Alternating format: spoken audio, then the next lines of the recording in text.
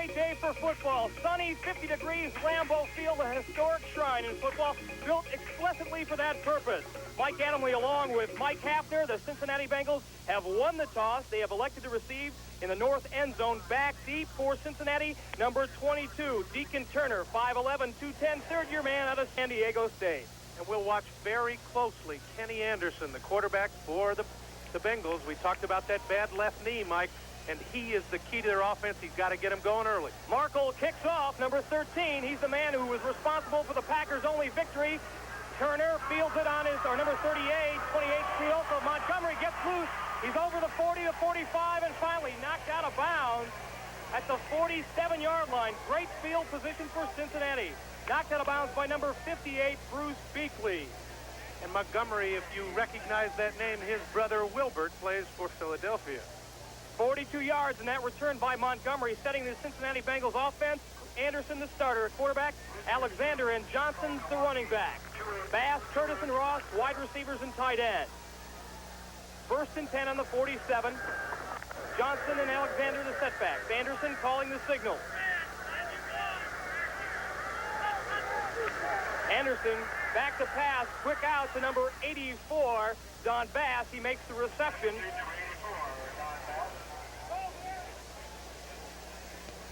They'll have a second down situation. The offensive line for Cincinnati, 78, the number 1 draft choice, Anthony Munoz. He has been sensational. Lapham has replaced Bujnak, Bush, Montoya, and Wilson, the remaining 3. Second down and 2, ball on the 45-yard line in Green Bay territory. Curtis, motion left. Anderson gives to Johnson. Johnson, the big Hulk from Ohio State, bangs in there. See if he picked up the first down. Charles Johnson, the nose tackle, number 99 for Green Bay, on the stop. I'll check my eyes today, Mike. I think he's got it. He does. First down, Green Bay. Interesting, Kenny Anderson throwing a quick out on the first passing play to check out that left knee. There's that defensive line for Green Bay. Mike Butler, 77. Ezra Johnson, number 9 at the ends. Charles Johnson, 99, the nose tackle. Kurt Alleman is starting linebacker today in place of Bruce Beakley. Picked him up recently from St. Louis on waivers. 1st and 10. Ball on the Green Bay 42-yard line. Anderson again on first down. Back to pass. He's got time. Looking for number 86, excuse me. Steve Kreider checks into the game. 6'3", 192-pound, second-year man from Lehigh. Gain of 24 yards and another Cincinnati first down. 3 wide receivers that time, Mike, as we look at the linebackers. Anderson, O'Neal, Allerman, I just mentioned, and Mike Douglas, who has been Green Bay's best defensive player to date. 1st and 10, Cincinnati. As you look at defensive backs, Estes Hood, Mike McCoy, the corner. Steve Look, Johnny Gray, the safety. 1st and 10, ball in the Green Bay 18. Johnson motion right. Pitch to Charles Alexander. Across the 20, good force by the corner man. Steve Luke from a safety position, knocked out of bounds. Gain of 1, second down 9.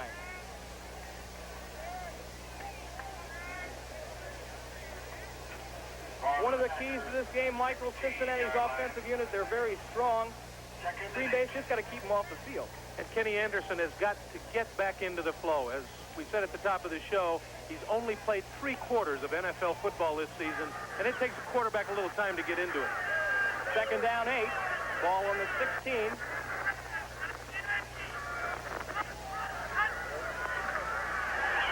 Anderson again, he's got a little time and finds number 84, Don Bass, for good yardage and a first down.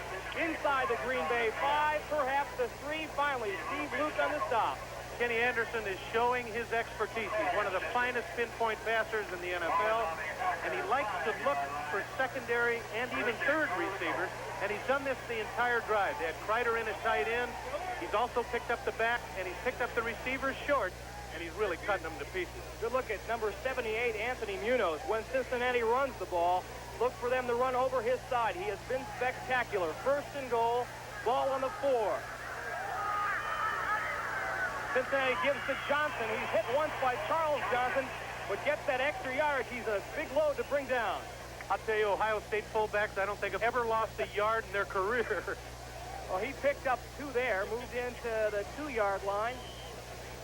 2:12 remaining here in the first quarter, and already Cincinnati definite threat to score. It's amazing what Kenny Anderson can do for the Cincinnati Bengals. Jack Thompson has tremendous talent, but as you pointed out, Mike, experience the quarterback's all important. 2nd and goal, ball on the 2. Anderson calling the shot. Gives it to Alexander. He goes nowhere. Jacking him up the entire Green Bay front 3, along with number 99. Charles Johnson, the nose tackle, of course. Eddie O'Neal, 56, also there. Mike, the Green Bay Packers play a 3-4 defense until they get into goal line. Now they brought in Mike Lewis. They've got 4 down linemen. And you can see it's very tough to run inside against 4 down linemen. And the Packers have looked good on the first 2 running plays. 3rd down 2. Bengals out of the huddle. Bass is winged on the right and in motion left. Anderson back to pass. He's got Alexander.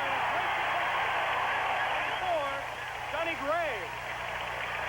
Johnny Gray was a free agent, Mike, and he has started every single game since he's been with the Packers. Take a look at Gray. He reads it well. It's play action by Kenny.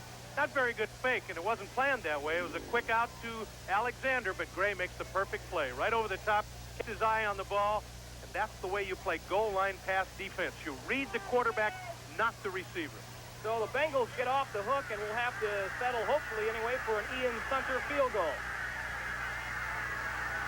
Kick is up, and it's good. And Cincinnati, with just 11:03 expired here in the first quarter, or to go, it's the Cincinnati Bengals 3, the Green Bay Packers nothing. We'll be back right after this. Actually all season long, Bart Starr's possible dismissal as head coach has been the attention nationwide and certainly here in Green Bay. But today, this morning, at a regularly scheduled meeting of the board of directors of the Green Bay Packers held in the Packers administration building, the following resolution was unanimously adopted. As we look at Ian Sunter set the kickoff, I'll finish this thought as soon as this play is concluded. Short kick and fielded by Johnny Gray at his 24. He's out to the 30 and finally stopped.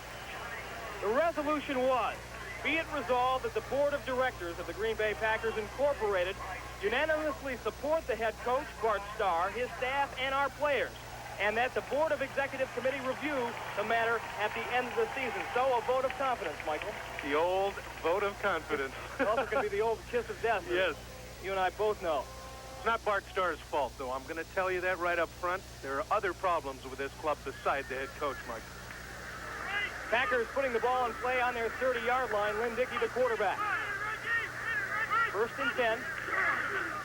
A action, taking a page out of Anderson's book. A little screen out to James Lofton, number 80, but he gets about 3 yards on the play, maybe less. Got to get the ball to James Lofton, maybe one of the finest receivers in the NFL, but with the Packers' record, Mike, nobody recognizes him. And again, you made another good point. You got to loosen up the quarterback early, so throw something easy. A quick out, a screen pass to the wide receiver, and that's exactly the way Dickey started. Dickey, of course, the quarterback. Running back, Gary Ellis, acquired from the Rams before the season started, and Eddie Lee Ivory, second-year man out of Georgia Tech. 2nd down, just a shade under 10 yards to go. I formation. Lofton split wide to the right. Split is to number... Eddie Lee Ivory fumbles the ball, and it is recovered by number 57, Reggie Williams. And that's the kind of things that kill Bart Starr. Mistakes. And he can't understand that. He was such a great player. Here's that pitch. Eddie Lee Ivory, perfect pitch by Dickey, and he just let it slip through. He was trying to read his blockers and not watching the ball. You can't run without the football, and he let it pop. And there was Reggie Williams, who's been spectacular for Cincinnati all year. Ironically, that's the only fumble the Packers have lost this season. They fumbled 5 times, but recovered each time. So Cincinnati, great shape again. Ball now on the Green Bay 25-yard line. Curtis wide to the right. Don Bass wide to the left. Anderson, 1st down, is going to throw the ball. He's in a little bit of trouble. He has to run. And remember that he is not found. And number 90, Big Ezra Johnson on the stop. Very interesting matchup. There you see Max Montoya, but it was Anthony Munoz who is on Ezra Johnson. Kenny had no receivers open, and that caused the problem. You can't wait five seconds to throw the football, and any defensive line is going to be on top of you if you don't get rid of it quickly. Anderson nailed for a loss of 13 yards. The ball is now back out on the Green Bay 38-yard line. Second down and 23.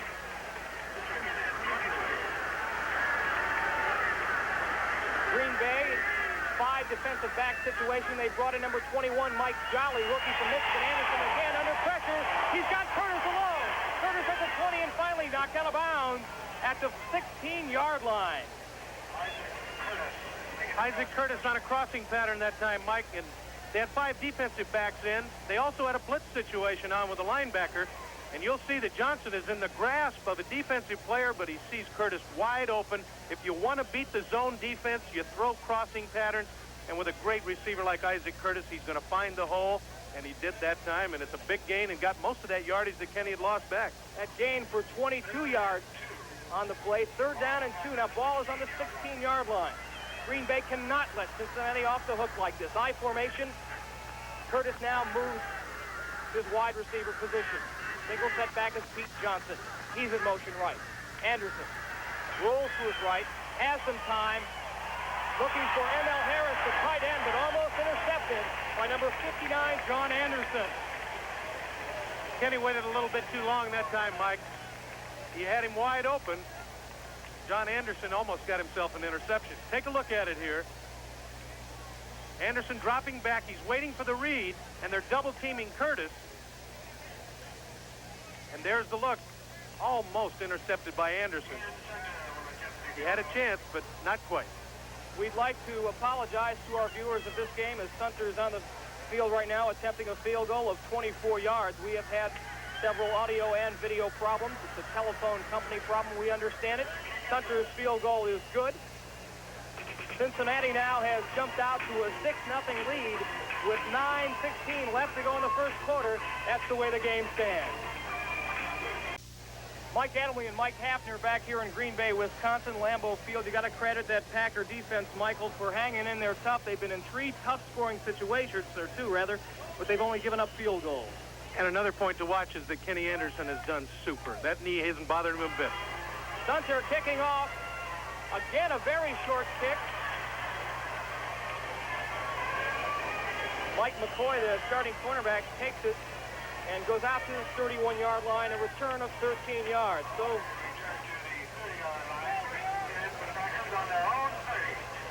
Packers have only had 2 plays from the line of scrimmage.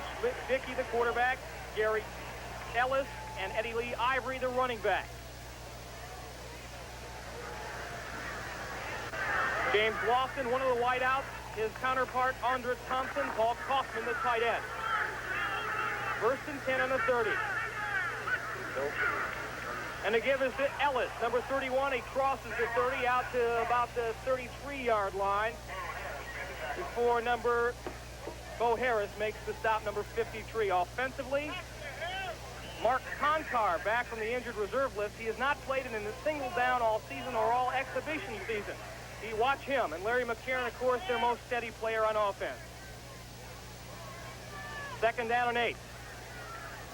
Looking at Cincinnati's defensive line, Whitley, the nose tackle, Eddie Edwards and Ross Browner, the end.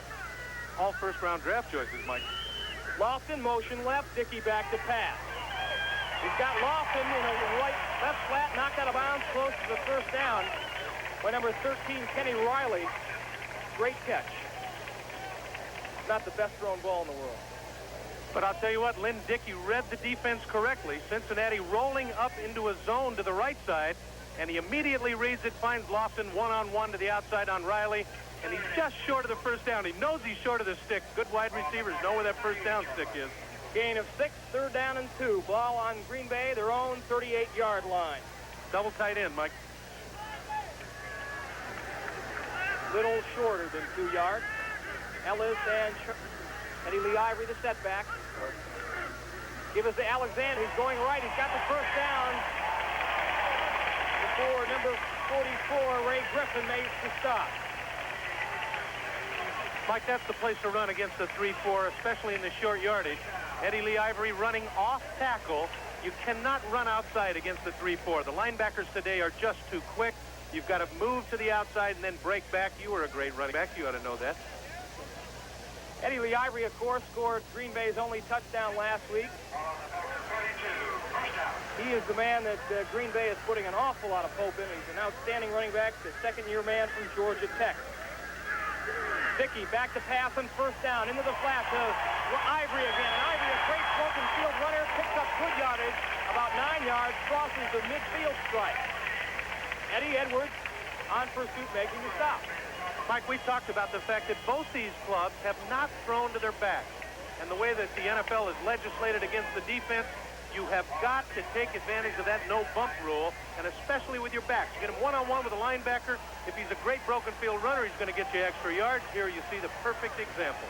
First time Green Bay has penetrated Cincinnati territory. They got a second down situation, 1 yard to go on the Cincinnati 49. They give it to Ellis. He's got a little bit of room outside, breaks one tackle and picks up the first down. He slipped the grasp of number 57, Reggie Williams.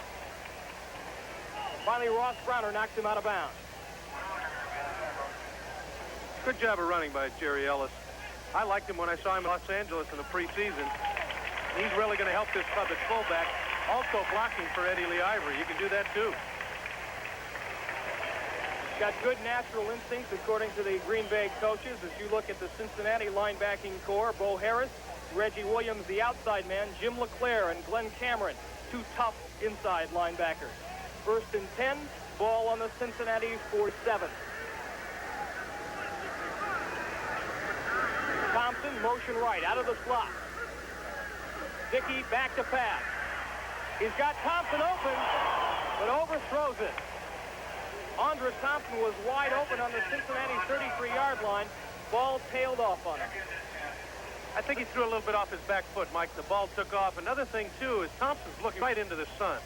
And it's very difficult to pick the ball up when you're looking right back into the sun. You're charting this game. Lynn Dickey's just got to get off to a very hot start. It's going to help his confidence. If he can move the ball, perhaps lead him to some kind of score on this drive, he could be in good shape. Second down, 10, ball in the Cincinnati 47-yard line. I formation. Paul Kaufman in motion right. The give us to number 40, Emily Ivory. Quick little draw. Down to the 42-yard line. Bo Harris on the stop. A little bit of a false trap that time, Mike. They pulled the guard, and he wasn't even involved in the blocking, and the nose tackle followed him, and that left a big hole for Eddie Lee Ivory. That's the way to attack the 3-4 defense, is inside. Those linebackers are too quick to run outside. They all run faster than I did when I was playing, and I was a wide receiver. 3rd and 5.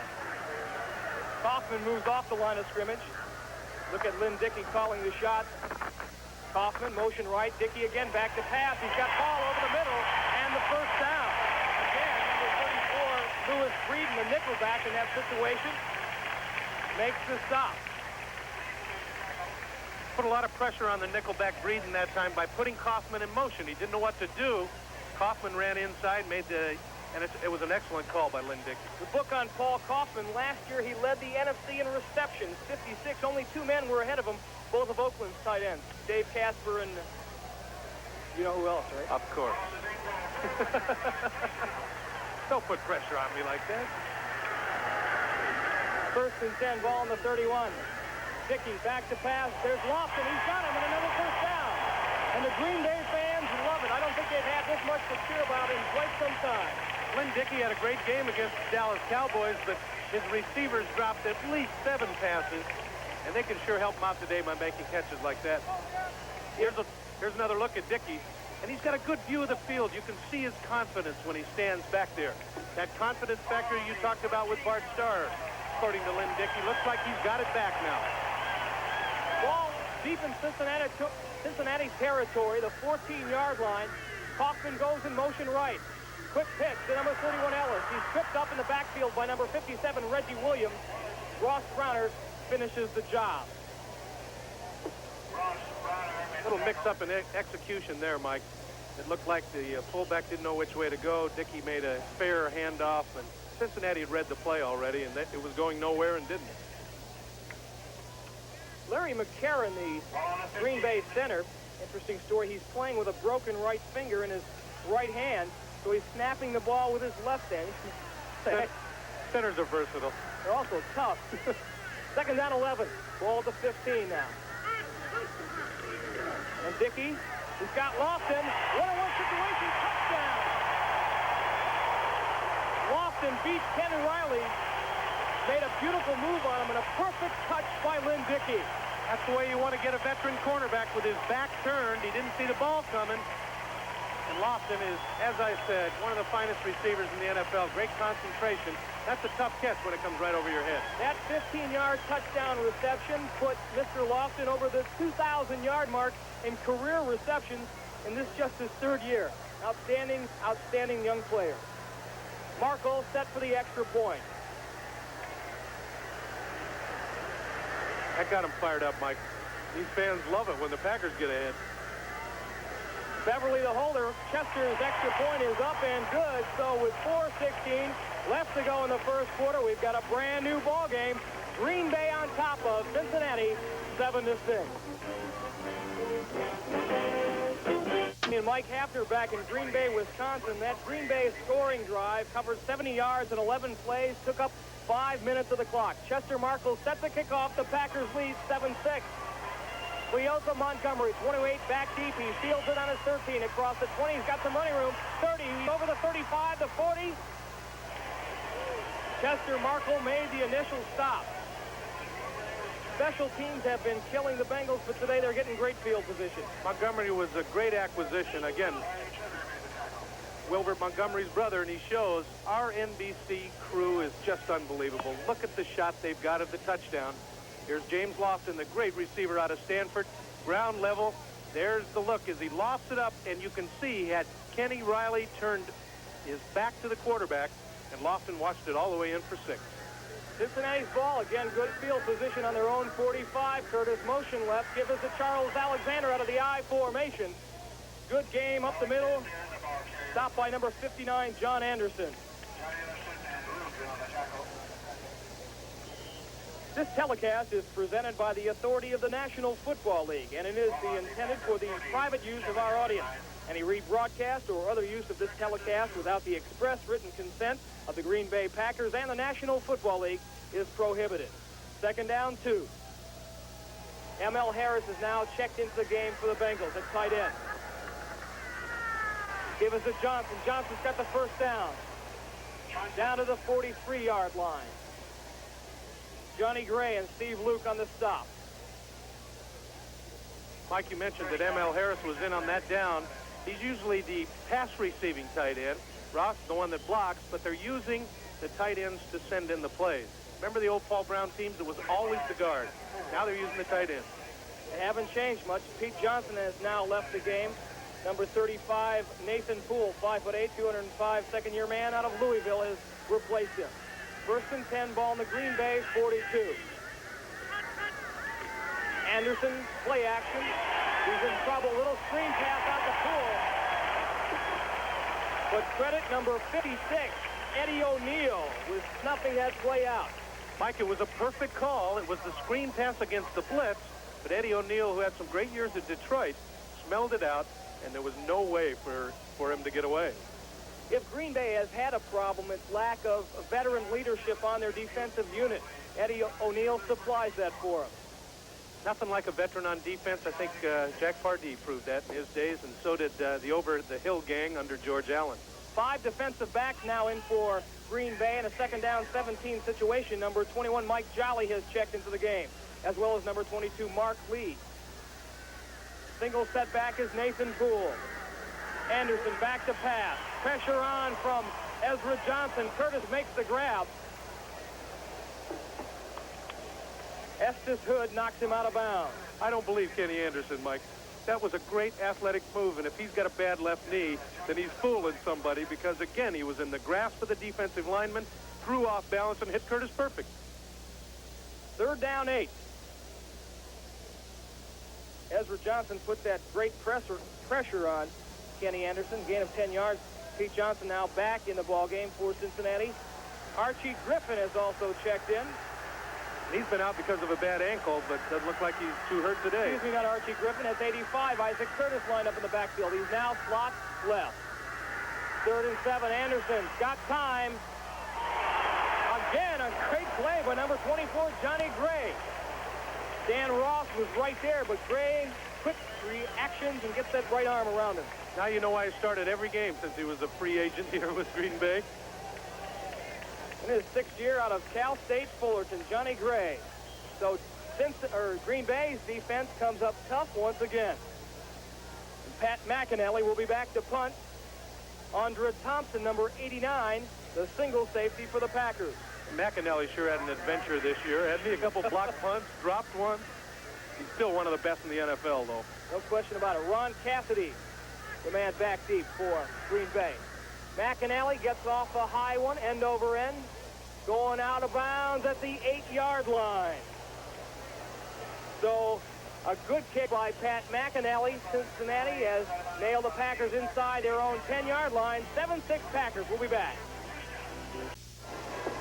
Beautiful autumn day here in Green Bay, Wisconsin, Lambeau Field, and the Green Bay Partisans have something to cheer about for a change.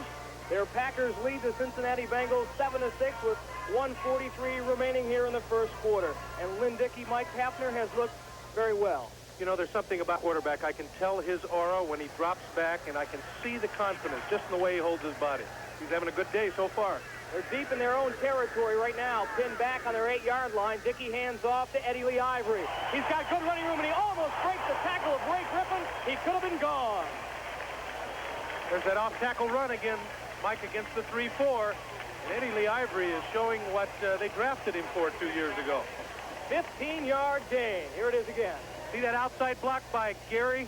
That's the one that's the key. Gary Ellis, again, a great runner, but he blocked well to the outside, gave Ivory the chance to break inside against that 3-4. And you see Reggie Williams, 57, with his back to the play. He was totally out of it.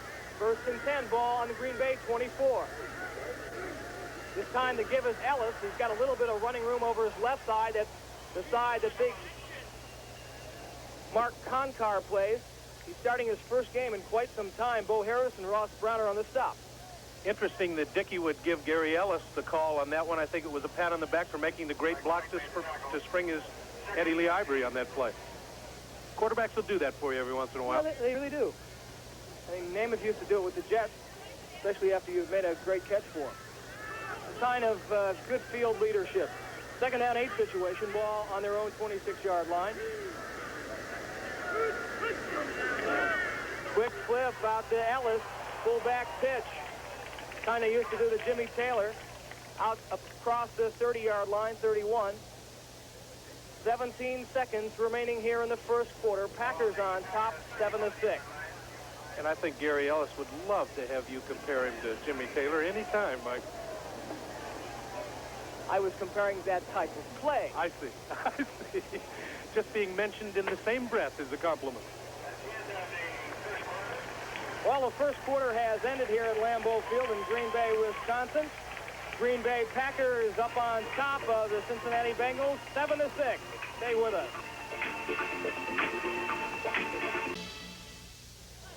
Next Sunday on NBC Sports, NFL 80 continues. Join host Brian Gumbel for an up-to-the-minute look at all the news, scores, and highlights, plus a special feature on violence in sports. That's all next Sunday on NFL 80. Check your local listings for the time in your area. Second quarter just getting underway. Mike Adamle along with Mike Haffner here in Green Bay, Wisconsin. Packers lead 7-6. They have a 3rd and 3 situation on their own 31. Big down, Mike. Dickey back to pass. Little flip out to Alexander. Alexander breaks the tackle. He's got the first down and more. Almost out to the midfield stripe. Eddie Lee Ivory makes the catch. Wilson Whitley, coming from his nose tackle position, makes the stop. Dickey now, 6 completions and 7 attempts. That's not a bad afternoon. And another thing, too, Mike, is, again, I'm going to harp on this all afternoon. You've got to throw to your backs to be successful in the National Football League. And that was the perfect example. Cincinnati, big pass rush, linebackers dropping deep. You dump it off to the back and let him do his work. They say Ivory stepped out of bounds. He's at the 41-yard line, but still a first down for Green Bay. I formation.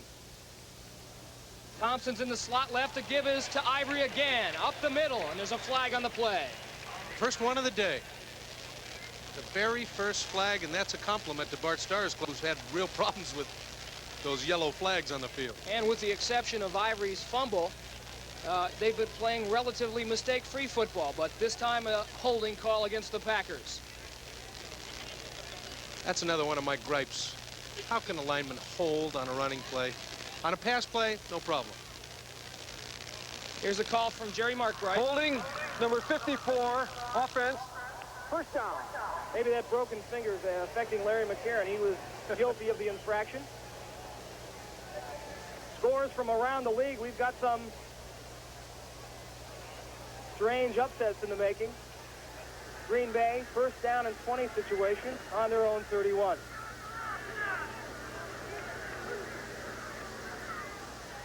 Dickey, play action screen fake out to Ivory. It loses 5 yards in the play. He slipped and fell, but again, he's thrown to his backs, and I like it.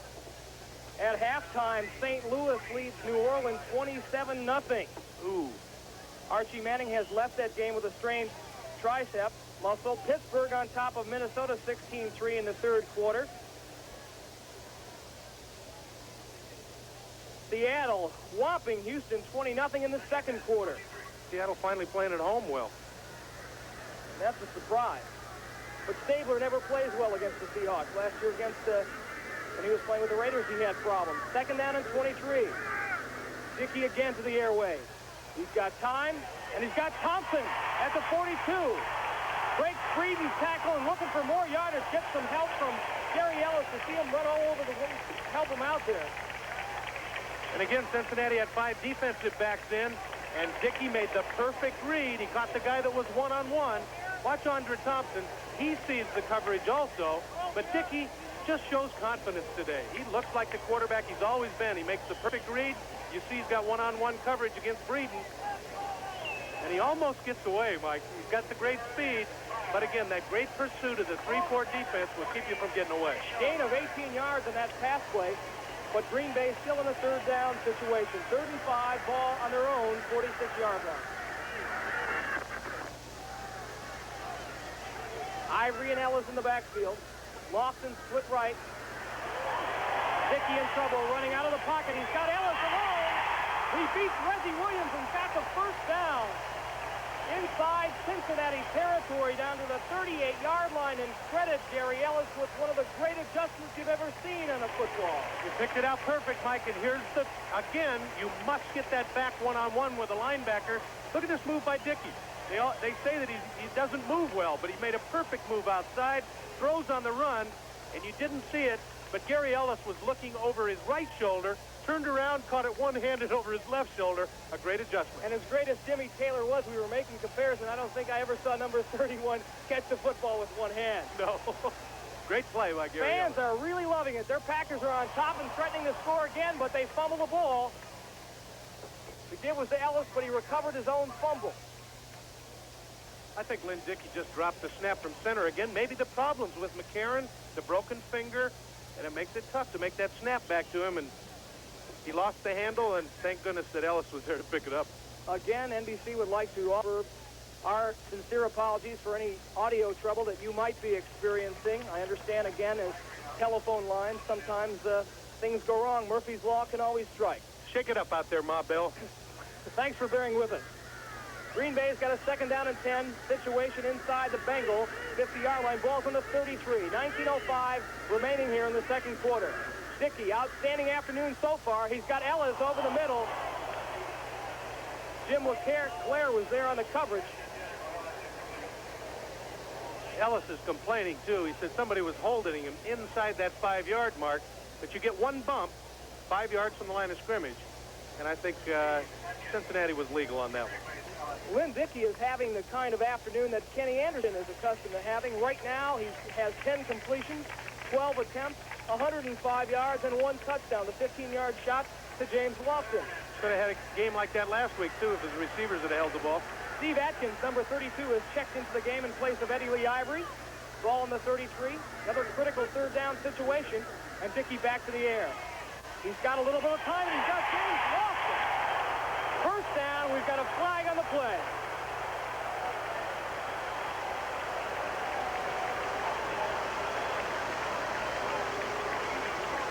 I think he hit him after he was out of bounds, and they're going to call him for roughing. But then I don't want to guess. Take a look here. Both Andre Thompson and James Lofton on the same side. Lofton is going deep. He's out of the picture, and that leaves Lofton wide open to the outside. A perfect throw again by Dickey. And there's the late hit. They're going to get him for it. Another 15 yards, Mike.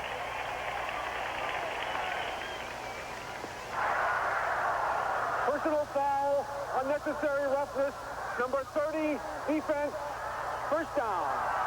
Those guys from Yale should know better than that, huh, Mike? Especially Dick Duran. He's been in this league long enough, 8 years. Gain of 17 on the play.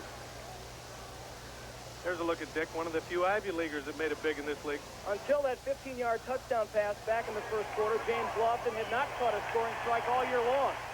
Green Bay doing what they have to do. 1st and 8. Give us to Turdell Middleton, the forgotten man in the Green Bay backfield. 1,000-yard rusher 2 years ago. Injuries plagued him last year when he gained only over 400. He's into the game now and healthy. Lofton comes back in, so does Andre Thompson. The 2 tight ends lead. Here's another look at why you can't run outside against the 3-4 defense. Look at the pursuit from inside. Just too many people to block, and the linebackers with 4.6, 4.5 speed, Mike. You can't run outside. LeClaire there, Cameron there, also Ray Griffin. Middleton and Atkins the back. 2nd down and 8 on the Cincinnati 8. Play action fake. Dickey, he's got good time. He's got Paul Kaufman, but he drops the ball, and you don't see that happen very often. Paul Kaufman had number 53 beat. Bo Harris. And he dropped the ball. This is great. A play action pass, a good call by Dickey. It's called a tight end delay. What you do is you sneak across. Dickey makes a good eye fake, then looks back for his tight end, right in his mitt, and dropped it. And I'll tell you what, Kaufman doesn't want to come back to the huddle. I've done that before. The quarterback never says anything, Mike, but he just looks into your eyes and says, if you drop another one, Turkey, it's over. 3rd down 8. Lofton in the slot to the left, to the right, and motion left. Dickey's got time again. Fires a little flip to number 32. Steve Atkins, and the 2nd-year man from Maryland carries it in from the 8 for the touchdown.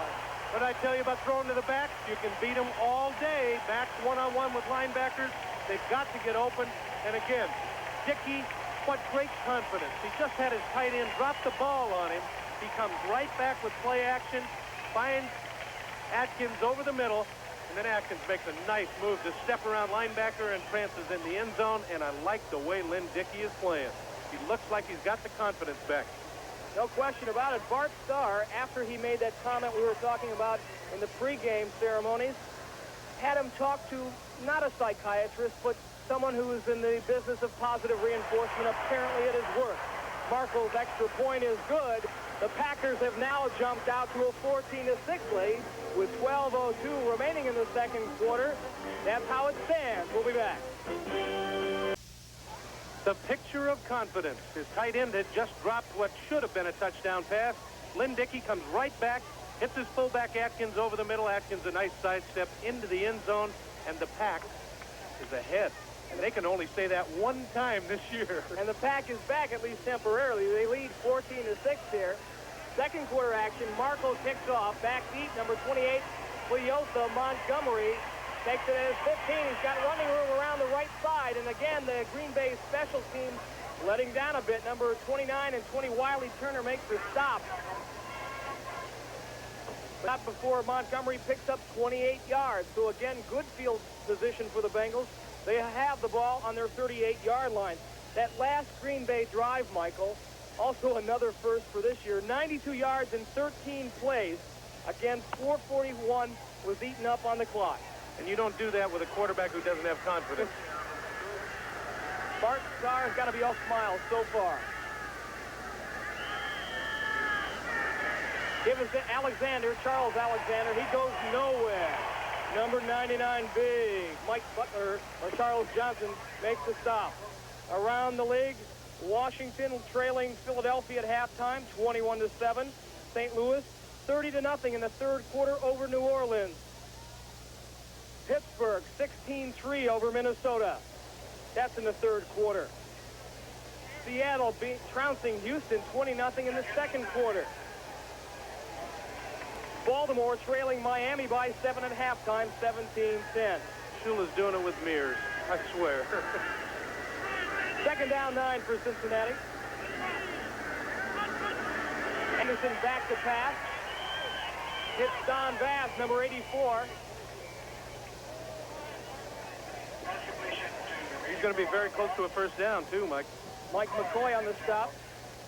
Third-year man out of Houston. 6'2", 220, outstanding wide receiver. He takes a lot of pressure off of Isaac Curtis. He's got to run the great routes because Curtis gets the double team and Bass gets one-on-one, and he's got to work to get open to give Kenny an out when he sees that Isaac's got the double coverage.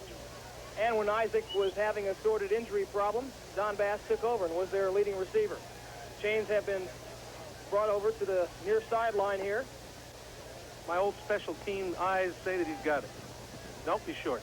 You are wrong again, Karnak. Oh, I'll learn not to guess.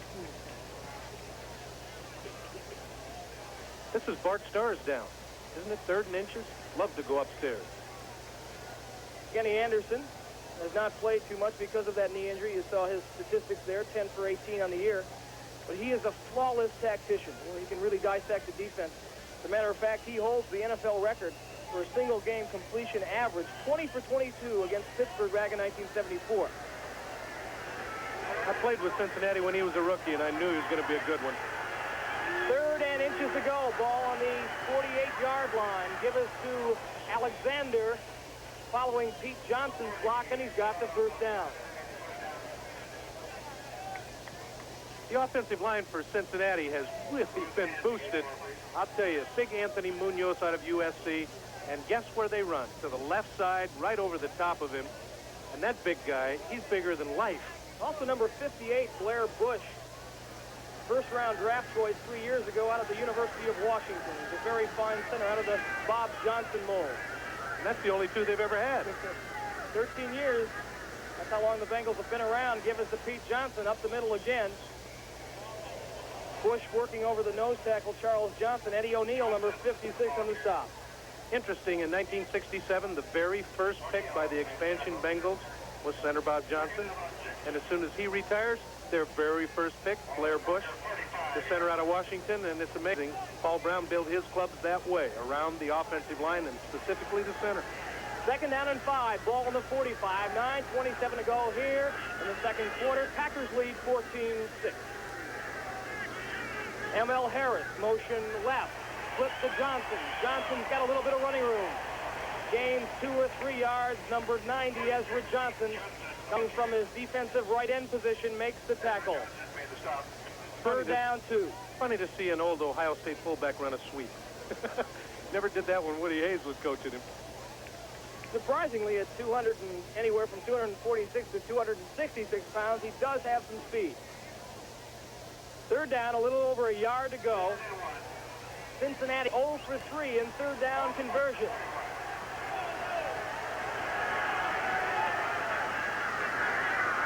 Give us to Alexander. He's got this one, though. Hot through at the 40, goes down to the 37-yard line. First down, Cincinnati. Mike Jolly on the stop. Take a look inside. It might have been Max Montoya, the guard that made the big, and again, Blair Bush. He was the one who blocked out the linebacker. Bush, the center, opened up the hole to give him the first down. I don't know why they don't listen to us. 3-4 defense, run inside. That's where you get the yardage. They don't gain it outside. Kenny Anderson calling the shots now. His Bengals trail by 8. They do have the ball in Green Bay territory. He's got Don Bass, 84. Mike McCoy trying to hang on. He broke that tackle. Would have been good buy. He picks up the first down for Cincinnati.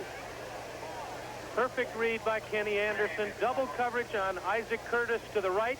You watch Kenny check it. See him look right there. Now he turns back left because he knows Bass has got one-on-one. He's wide open, perfect throw. And McCoy, you're right. If he didn't hang on, he was in the end zone. Usually when teams attack the Green Bay defense, and this is not a knock against you, Michael, but they go to McCoy's side. Just because he's from Colorado, you don't have to remind me. First and 10, high formation. Give us to Johnson. Quick give to the fullback. Gains about 1 or 2 yards. stopped by Eddie O'Neill, 56. People always ask me, why do you run the fullback up the middle on first down for a 1-yard gain? You've got to keep that defensive line thinking run. If they just tee off and pass rush you every time, you're going to be flat on your back, and it's very difficult to throw the football from the prone position. Excellent point. Second down 8. Ball on the 22. Seconds tick away from the clock here in the second quarter. 6:49 to go. Archie Griffin's in for the first time today. He's had ankle problems. Anderson back to throw. Looking for Kreider. Picked off by Green Bay. Estes Hood, what a great interception. Kreider fell down on the play, but Hood recovered. Great second effort and picked off the ball.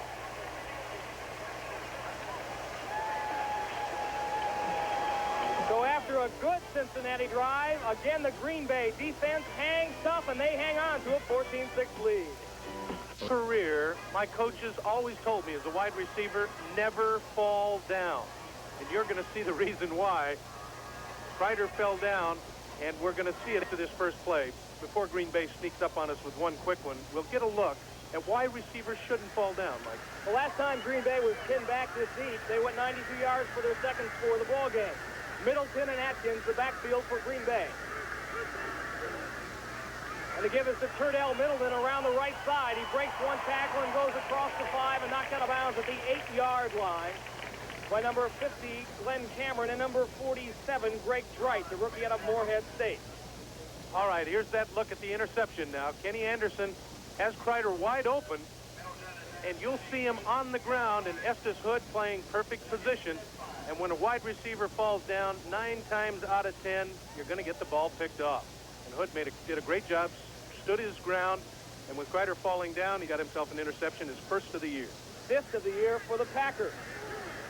They lead 14-6, second down 6, ball on their own 8-yard line. Quick little trap to Middleton, but flags is all over the play. A lot of confusion on the Green Bay side that time. I think they tried to catch Cincinnati off guard with that quick little hitting trap up the middle to Turdell Middleton. Initial reaction from the crowd anyway that it's against Cincinnati. Well, they did fool him then.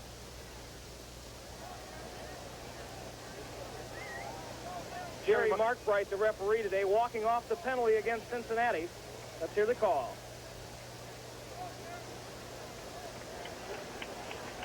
Well, you're a lip reader. Offsides, Cincinnati. Anybody can read those lips. Second down and 1 now for Green Bay. Lynn Dickey has had an outstanding afternoon. 12 for 15, 130 yards, 2 touchdown passes. And a 92-yard drive, Mike. Quick pitch to Atkins. He's got the first down out to the 20-yard line. Number 30, Dick Jerome, and Glenn Cameron, number 50, on the stop. Here's a great example of what Vince Lombardi used to teach here at Green Bay.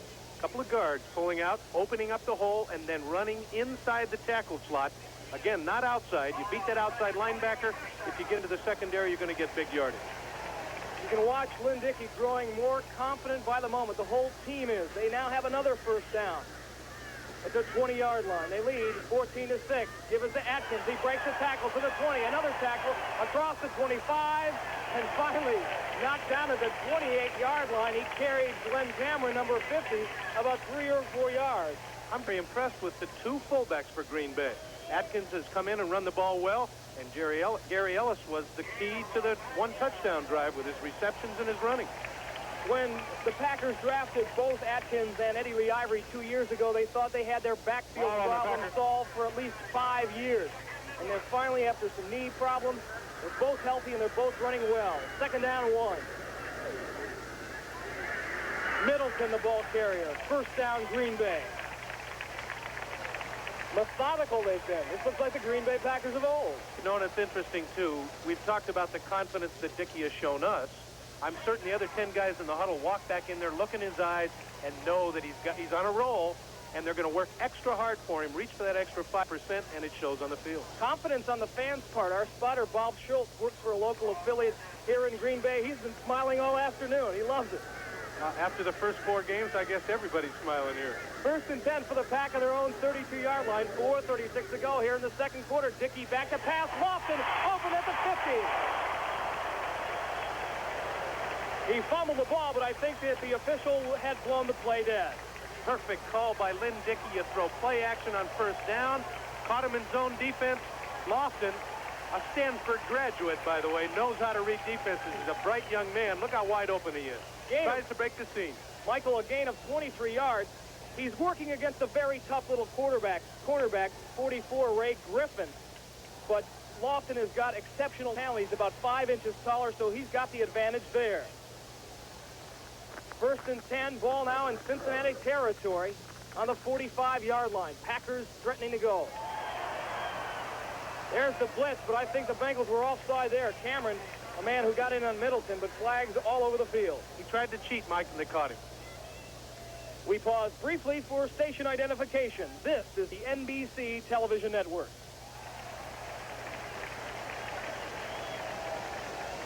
This is WFRV-TV, Mike Adamle and Channel Mike 5, Haffner Green Bay, Wisconsin. Yes, well, a surprise here. The Packers on top, 14-6, with 9:46 to go in the second quarter. Michael Haffner, they've been exceptional. Offside, number 57, defense, 1st down.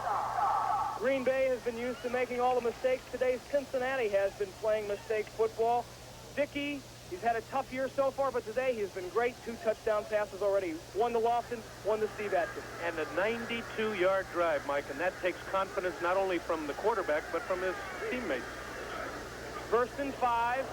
Atkins breaks 1, breaks 2, almost breaks 3. Everybody in this Green Bay team has been playing above their head. Finally, Kenny Riley, number 13, makes the stop. Amazing what a confident quarterback can do for a club. Elsewhere around the league this afternoon in the NFL, Pittsburgh on top of Minnesota 26-3. Terry Bradshaw just scored on a 2-yard touchdown run. Seattle on top of Houston 20-0. Second quarter. Baltimore trailing Miami 17-10 in the third. 2nd down 1. Ball in the Cincinnati 35. Middleton gets the carry, gets the 1st down.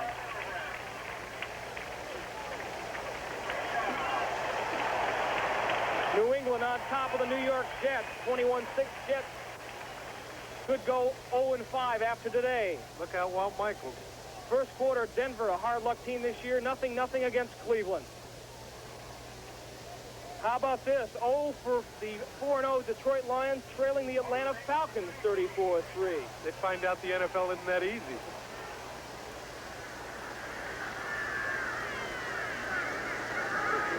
Green Bay's got another 1st down. Dickey play action fake, throws it out to Cordell Middleton. Ray Griffin there to make the stop. Also Dick Duran and Glenn Cameron. Good 1st down play. I'm amazed, Mike. The running backs for Green Bay have only caught 10 passes this year in 4 games. In Game 5, I'm certain they've caught 5 or 6. Again, that score, Atlanta 34-3 over the Detroit Lions. Billy Sims has had a field day so far against all these other NFL opponents, but Atlanta has been holding him in check.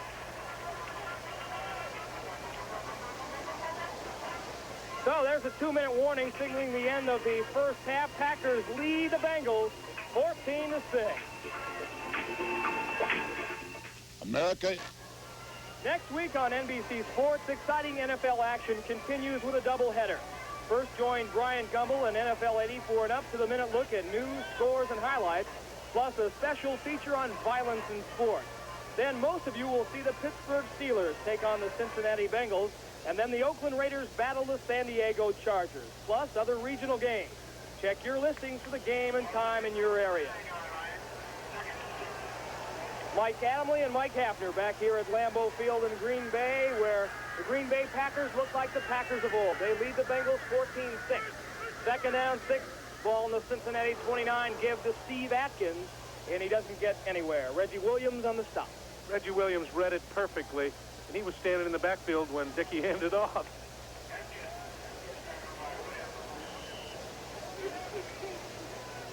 If you just joined us again, Cincinnati drew first blood on a 20-yard field goal by Ian Sunter after a fumble by Green Bay. Sunter kicked a 34-yard field goal, but since that time, it's been all Green Bay. Green Bay led 7-6 after a 15-yard touchdown pass, Dickey to Lofton, and then 14-6 after an 8-yard touchdown pass, Dickey to Steve Atkins. That play covered 92 yards. Dickey flipped to Atkins, reverse to Andre Thompson, 89, but number 53, Bo Harris, read the play perfectly and trapped Andre Thompson for a big loss. He's a 6-year veteran, Mike, and they teach you to stay at home on the offside from the play. You see, the play is going away from Harris now. Here comes the reverse.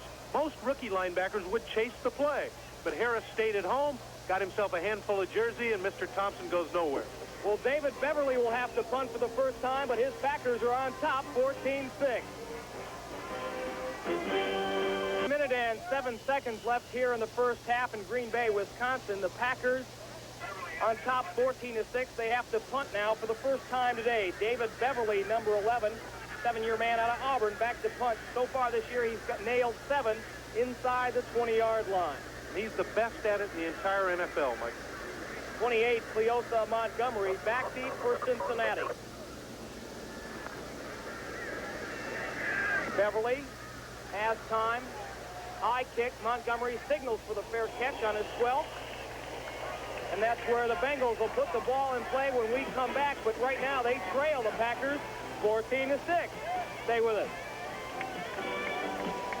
Start of the afternoon, I don't think Kenny Anderson expected himself to be in this position at this point in the game. His team trails by 8, 14-6, with 1 minute to go on the clock. But Mike, if any man can engineer a 2-minute drill better than this man, I don't know who it is.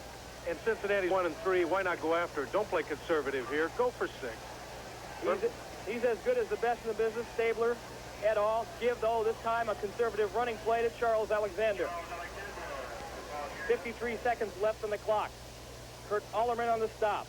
Elsewhere around the league, the Pittsburgh Steelers on top of the Minnesota Vikings, 23-3 in the third. Seattle on top of Houston now, 26-0. That game is in the third period as well. Baltimore has come back on a Burt Jones to Curtis Dickey pass, 17-17, that game in the third. New England beating the New York Jets 21-6. Jets could go 0-5 if they lose today. Denver and Cleveland 16-13 in favor of the Broncos. They went ahead on a field goal of 41 yards by Fred Steinfurt. And in the third quarter, Atlanta destroying the previously unbeaten Detroit Lions 34-6. Washington trailing Philadelphia 21-7. St. Louis on top of New Orleans 30-7. On Saturday, October 18th at 4 p.m. Eastern Time, NBC Sports World returns live. It's a 10-round light heavyweight bout between undefeated Michael Spinks and Yaki Lopez. Then some of the greatest names in bowling go pin for pin in the legends of bowling, plus live World Series report. All Saturday, October 18th at 4 p.m. Eastern Time, following the World Series here on NBC Sports. Kenny Anderson had a long talk with Forrest Gregg on the sideline, and it was whether we're going for it or we're going to just play it conservative and go in with this score. Well, it looks like the rule of thumb was to play it conservative. Again, it gives to Charles Alexander. 36 seconds left on the clock. First down chains being moved. They're trying to hurry up, but they're not very excited about calling a timeout, Mike. They have the ball in the 28. Anderson has got Pete Johnson out in the right flat. Gains about 4 or 5 yards before number 56, Ed O'Neill, makes a stop, and they call timeout. So they are going to go at least to try and get in field goal position. They have 1 timeout left, and the one thing that gives an advantage to the Green Bay defense, Mike, they know they got to protect the sideline so that a guy can't get out of bounds and save those timeouts. But if I were Kenny Anderson, I'd send my tight end right up the gut and see if I can get some good field position. You know what I hope they don't do, and I think every fan in the NFL hopes they don't do this, is go into that prevent defense, because inevitably what happens, 2 minutes or less on the clock, boom, boom, boom, boom, pass, right down the field, and you wonder why they didn't use that kind of offense all throughout the game. I'd like to see them continue to apply the same kind of pressure they did before. You've got to put pressure on the main man, and that's the quarterback. It doesn't make any difference what the coverage is in the secondary. If he's hurried, Doesn't make any difference how much time on the clock or what defense you're using. He's going to have a difficult afternoon throwing the ball. Pretty close to a sellout crowd here in Lambeau Field. There were plenty of tickets before the game started, but every fan here getting their money's worth. I don't think they expected their team to be on top, especially with all the problems that they have had today. 1-3 in the season, but they lead the Bengals here with 16 seconds to go in the first half, 14-6. Anderson brings the Bengals out of the huddle. Look at that situation. 3 wide receivers on the right side. They're going for the bomb and try to tip it. Kenny Anderson will just throw it up. Green Bay doesn't have it covered properly. Here's the shot. 24, Johnny Gray there back to make the stop. He only had 1 quarterback out of 3 wide receivers. He must know how Custer felt when he saw the Indians. 3 wide receivers. This is the Big Ben play that Atlanta used 2 years ago to get in the playoffs. And the idea here is just to throw it up, let one of the receivers at least tip the ball, and hope that the right colored jersey catches it. Poor Johnny Gray, he was surrounded. Circle the wagon. Thankfully for Green Bay, it didn't work. So Cincinnati faced now with a 3rd and 4 situation. They have 1 timeout left with 9 seconds left to go here in the first half. They trail by 8. May see another hope pass. All 3 wide receivers going wide right again, They Mike. got Steve Kreider and McAnally, Pat. Isaac Curtis out there. Again, same play. Anderson going for broke. And this time, Gray intercepts. He's at the 30. He's at the 40. Isaac Curtis comes back to make the stop as time has expired here in the first half. So the Green Bay Packers finally performing up to their expectations. We've got a little altercation on the sideline there between a whole host of Bengals and Green Bay Packers. But they have a right to be very proud. The Packers do. They have accounted well for themselves. They lead the Cincinnati Bengals 14-6. Lynn Dickey has been outstanding. We'll be back with the score 14-6 right after this. The seating announcement was furnished by the National Football League.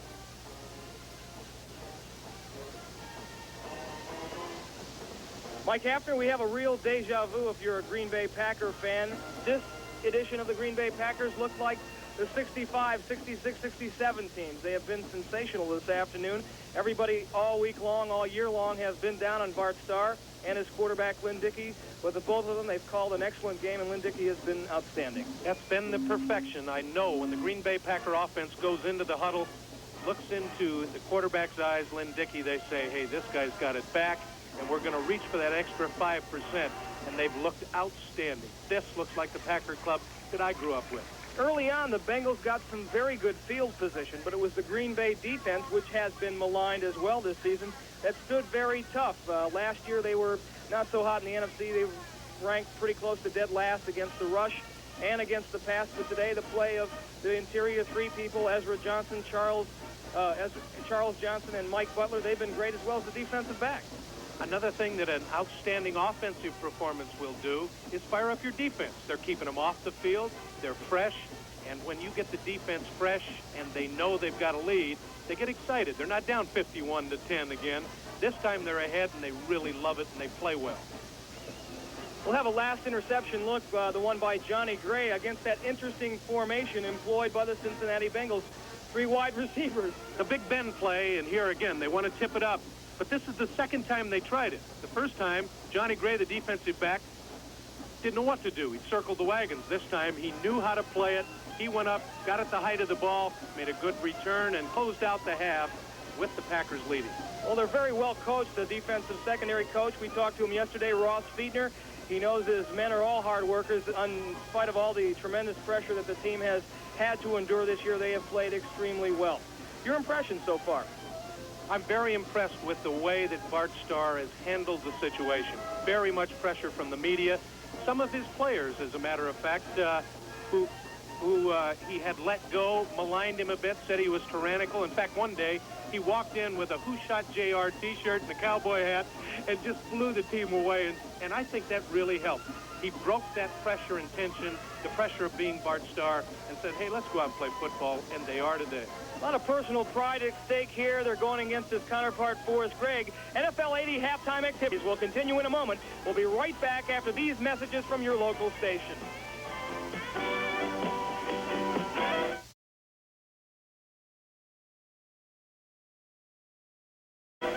time, but the 14-6 Packer lead is not the only surprise around the NFL today. There's some very interesting surprises going on.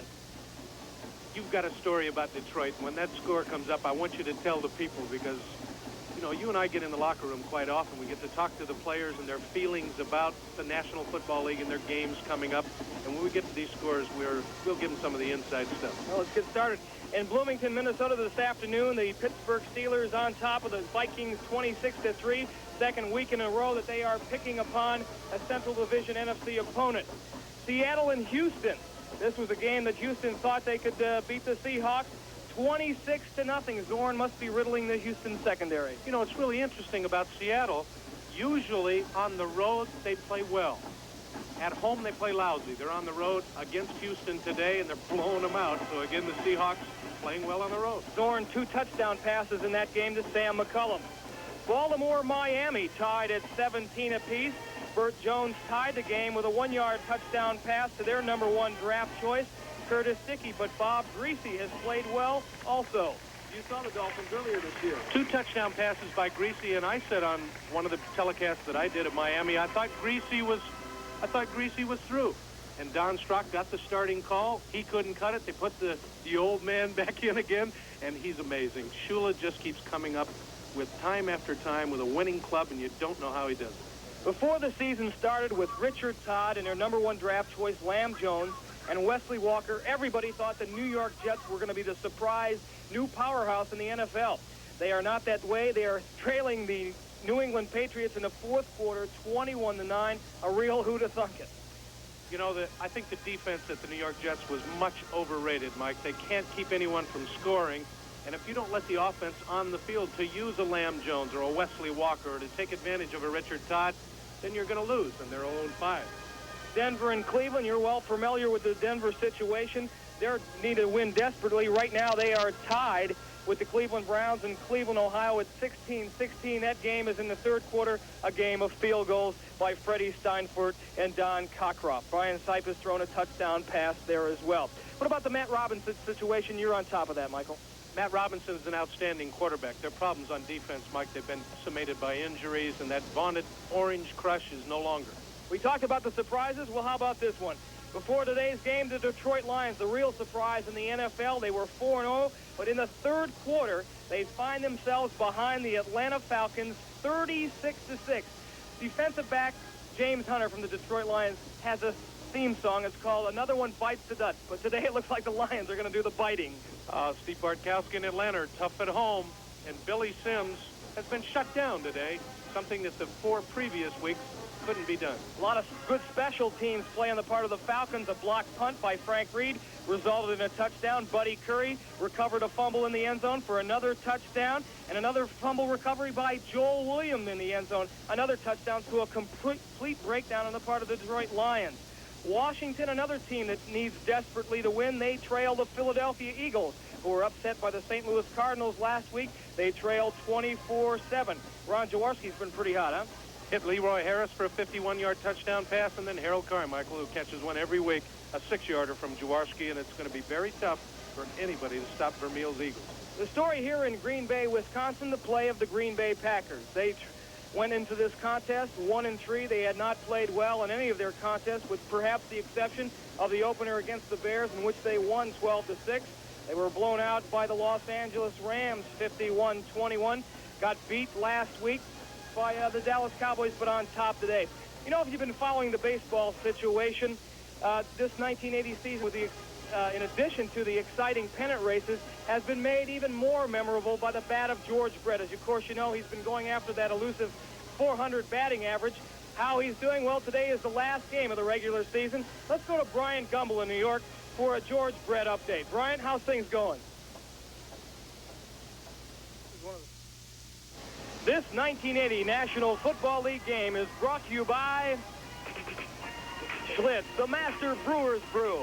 It's today's Schlitz. Go for it. By Dodge, with the new 6-passenger Dodge Aries K and the new Ram Cup Dodge pickups and vans.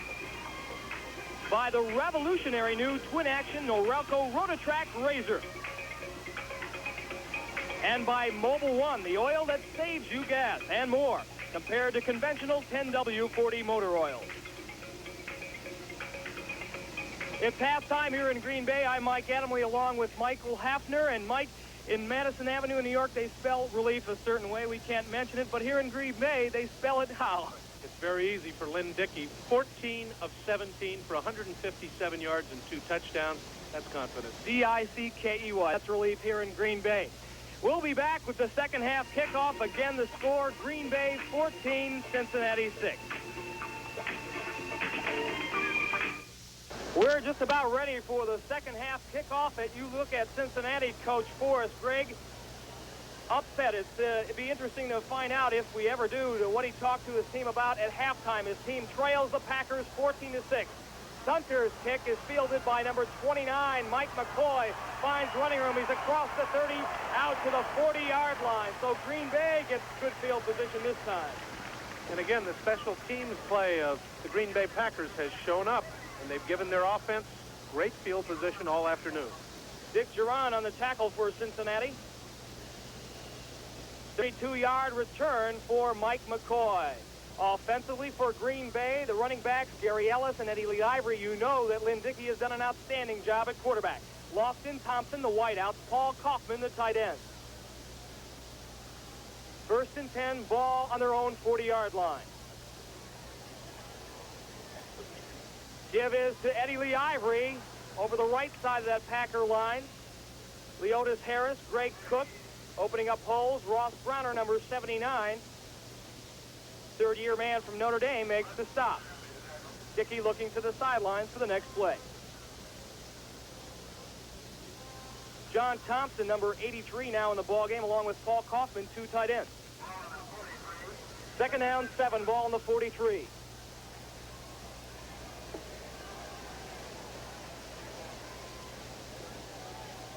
Thompson, motion right. He's lined up as a wide receiver.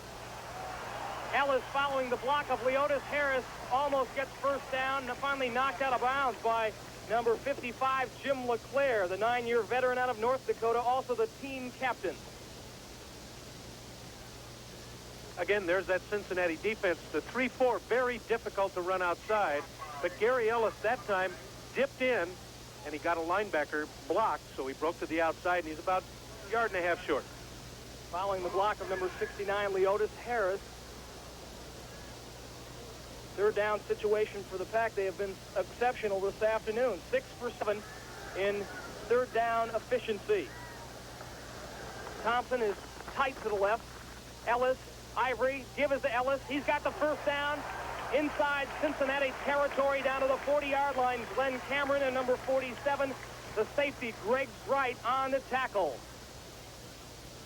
John Thompson, the tight end, made an outstanding block here.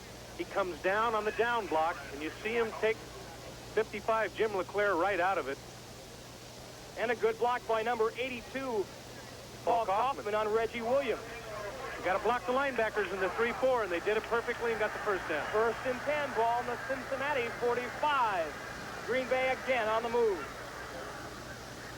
Here it is, Lofton working one-on-one on Ray Griffin. Can he go up? Griffin makes an excellent play and tips the ball away from Jim Lofton. Ray Griffin got a little bump in before the ball got there, but the back judge was right on top of it, and he makes the call. Now watch Griffin, 44. It's a one-on-one pass.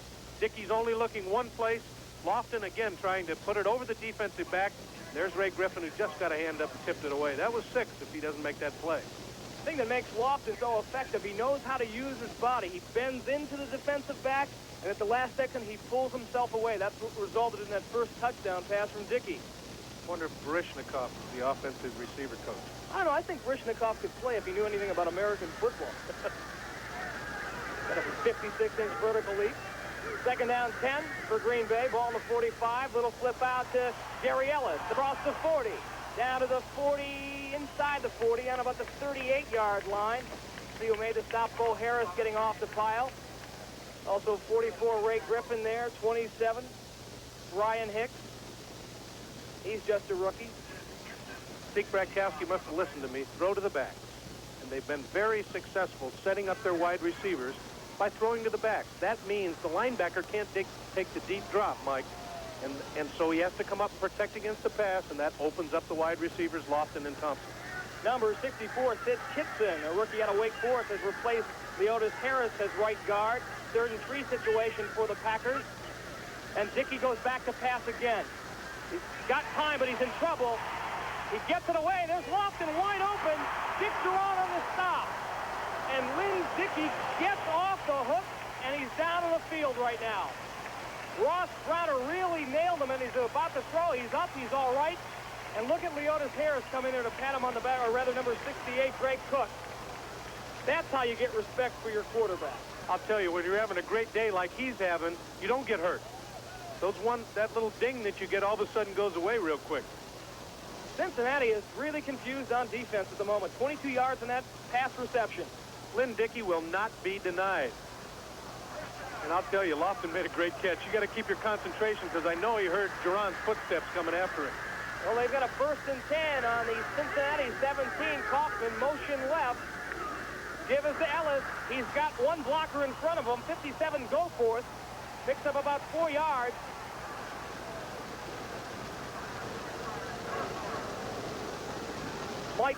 Mark Concar, 79, was signaling to the referee face mask. Apparently they didn't see it. The one way to get outside against a 3-4 defense, and you can't do it very often, is the misdirection play. And that was kind of a crossbuck where they pulled the guard away and then sent Ellis to the right. And he did get outside. And look at those stats on Lynn Dickey. Holy cow, 15 of 18, 180 yards and 2 touchdowns. I'll take those every day of the week. Steve Atkins, 32, is checked into the backfield for the Packers, along with Eddie Lee Ivory, number 40. Thompson wide to the right, Lofton wide to the left. Dickey looks like he's confused. Could be a broken play. Finally, 53, Bo Harris, coming from his inside linebacker position, or outside linebacker position, nails Dickey in the backfield. Here's a perfect example of a running back that didn't know where to go. This was supposed to be play action. It looked like it was supposed to be a fake to Eddie Lee Ivory, and he didn't even make the fake. And that didn't hold the linebackers. And there you see Bo Harris and Jim LeClaire both right on top of Lynn Dickey. Quite a story, this man. Fractured his leg in 1977, had a pin put in it, had the pin removed. Last year came back to play very well in place of David Whitehurst at the end of the season. Separated shoulders.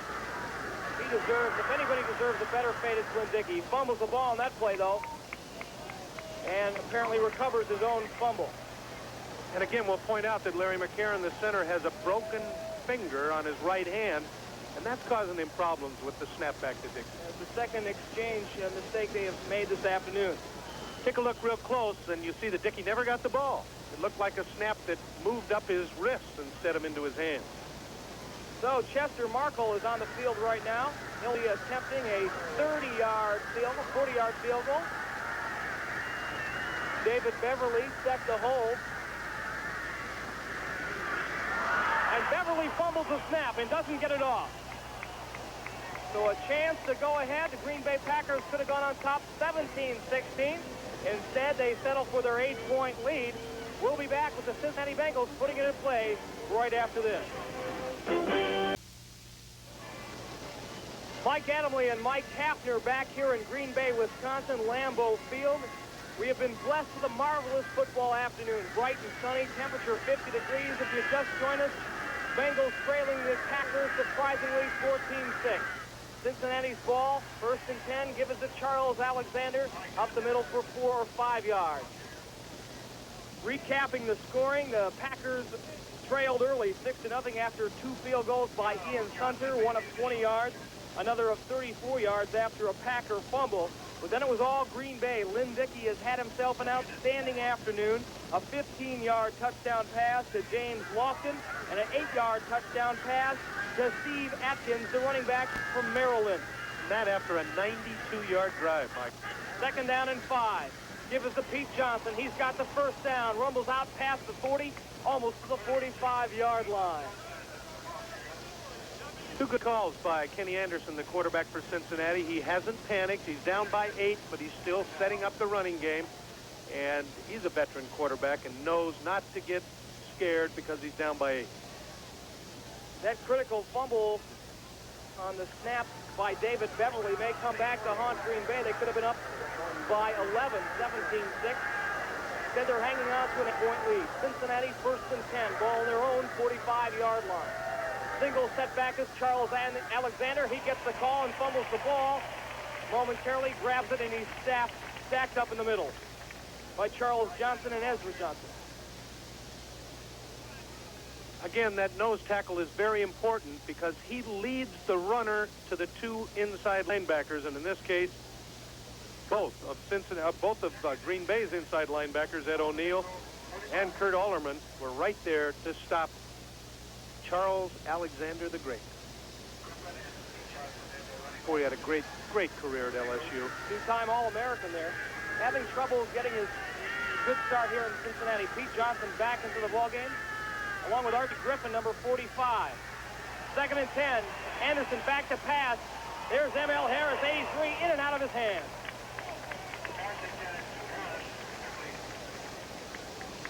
As we look at the tight end, M.L. Harris, a good time to mention about James Lofton, who's had an outstanding afternoon.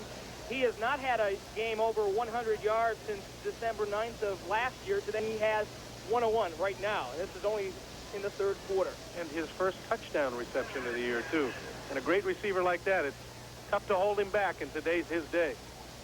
3rd and 10 now for Cincinnati. They're only 1 and 4 in these situations. Anderson stat suffered 2 interceptions.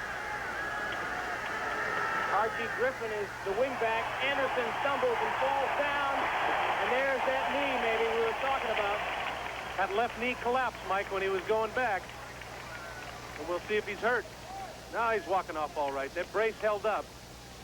But let's take a look at him as he pulls away from center. Let's see if the left knee does crumble. Keep your eye on it. He's been having problems with it, and he tripped himself. That's what it was, and it's because of that knee. He's got to think about it.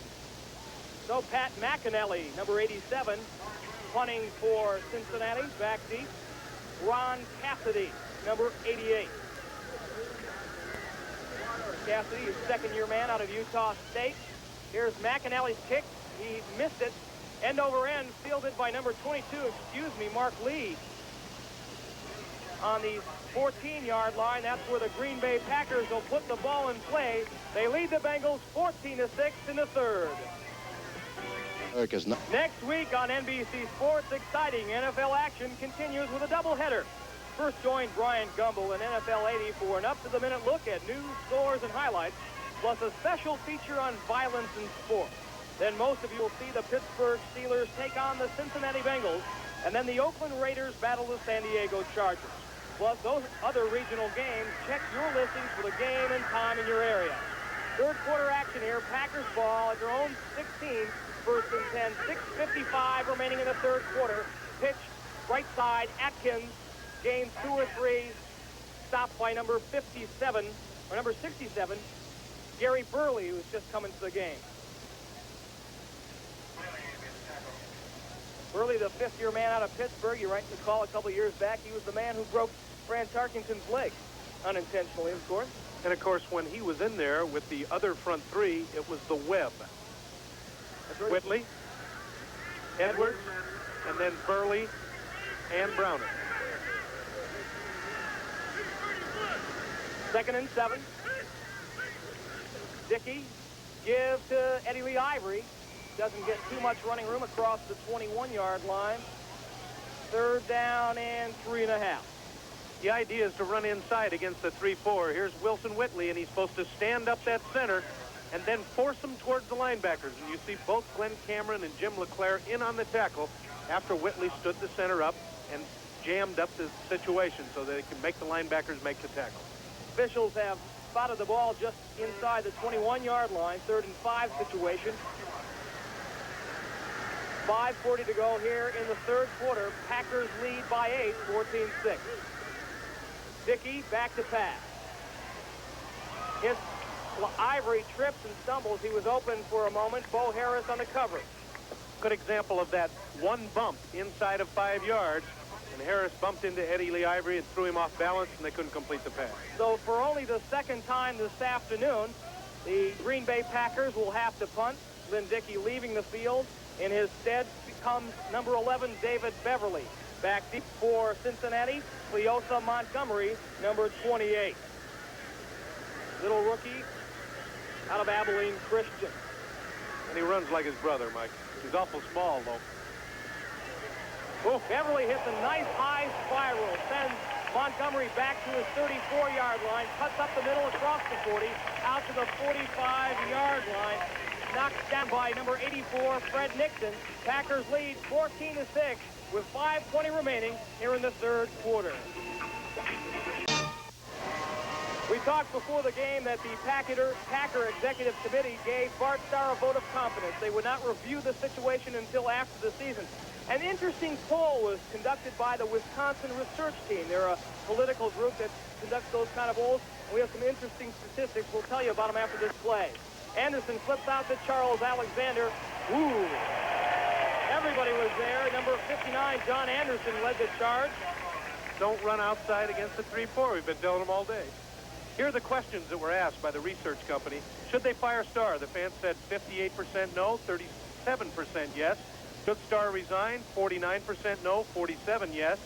67% of the fans said both general manager and head coach was too tough for one man. And then the final one, and I said it's not Starr's fault, new blood on the executive committee, 67% yes, 22% no. Not all Bart Starr's fault. Second down 11 for Cincinnati. Give us a Charles Alexander. Got good running room finally over Anthony Munoz, big number 78. Mike Douglas on the stop, number 53. First time they have gone Munoz's way.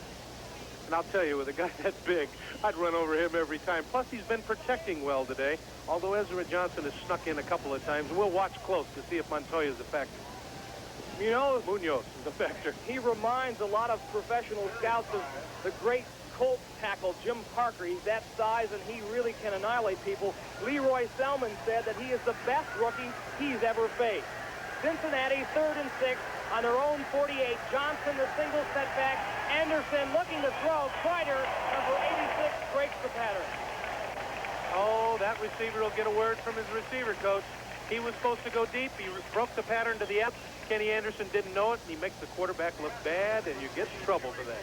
Little hook and go shot, it looked like, and Kreider just broke it off, as you said. Anderson talking to Forrest Gregg on the sideline, along with the guilty party, Mr. Steve Kreider. What happened, son? So Pat McAnally again back to punt, and back deep this time. Number 88, Ron Cassidy. My spotter assures me that it's Ron Cassidy. McAnally's got the wind in his face, what wind there is. Packer defense has been extremely tough. Cincinnati has not been able to generate much offense right now. There's a punt by Patrick. Woo! He nailed that one. High spiral. Cassidy calls for the fair catch on his 8-yard line. 88, Mike Levenseller down there on the coverage. So the score, Green Bay 14, Cincinnati 6. We'll be back. NBC brought it to television first. The spectacular plays, the memorable moments. The World Series is back where it belongs, beginning Tuesday, October 14th in prime time, all here on NBC Sports. Here in Green Bay, Mike Adamle along with Mike Haffner watching the Packers on offense. They lead 14-6 here in the third quarter, but they have the ball deep in their own territory on the 8th. Give us to Steve Atkins trying to run wide again, Mike. He'll never listen to me. Can't run wide against the 3-4. But again, the Packers have gone 92 yards once today, and it's up to the Cincinnati defense now to keep them here, no first down, and give their offense some field position and one more shot to get back in this game. Well, as outstanding as Green Bay's offense has been, they only have an 8-point lead, and we still have a lot of time in this ball game. Critical fumble snap by David Beverly could have resulted in a Chester Markle field goal. It did not. So Green Bay could use some insurance. Second down, 8. Give to Eddie Lee Ivory. He gets a couple before Burley brings him down out across the 8 to the 12, where it'll be 3rd down and 6. 2 1-2-3 punts can turn the momentum. And Cincinnati, if they can hold them here and get good field position after a punt, could turn the momentum towards them and go down. And if they get a score, Mike, this is a whole new ball game. I'm really surprised that Cincinnati has not elected to run Pete Johnson a little bit more, all their running backs a little bit more. They have been successful in the past. Had a lot of yardage against Houston last week, over 100 yards on the ground. 5 defensive backs, Mike, for Cincinnati.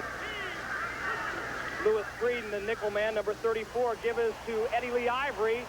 Going wide again. He doesn't get the first down. Stopped short at the 14-yard line.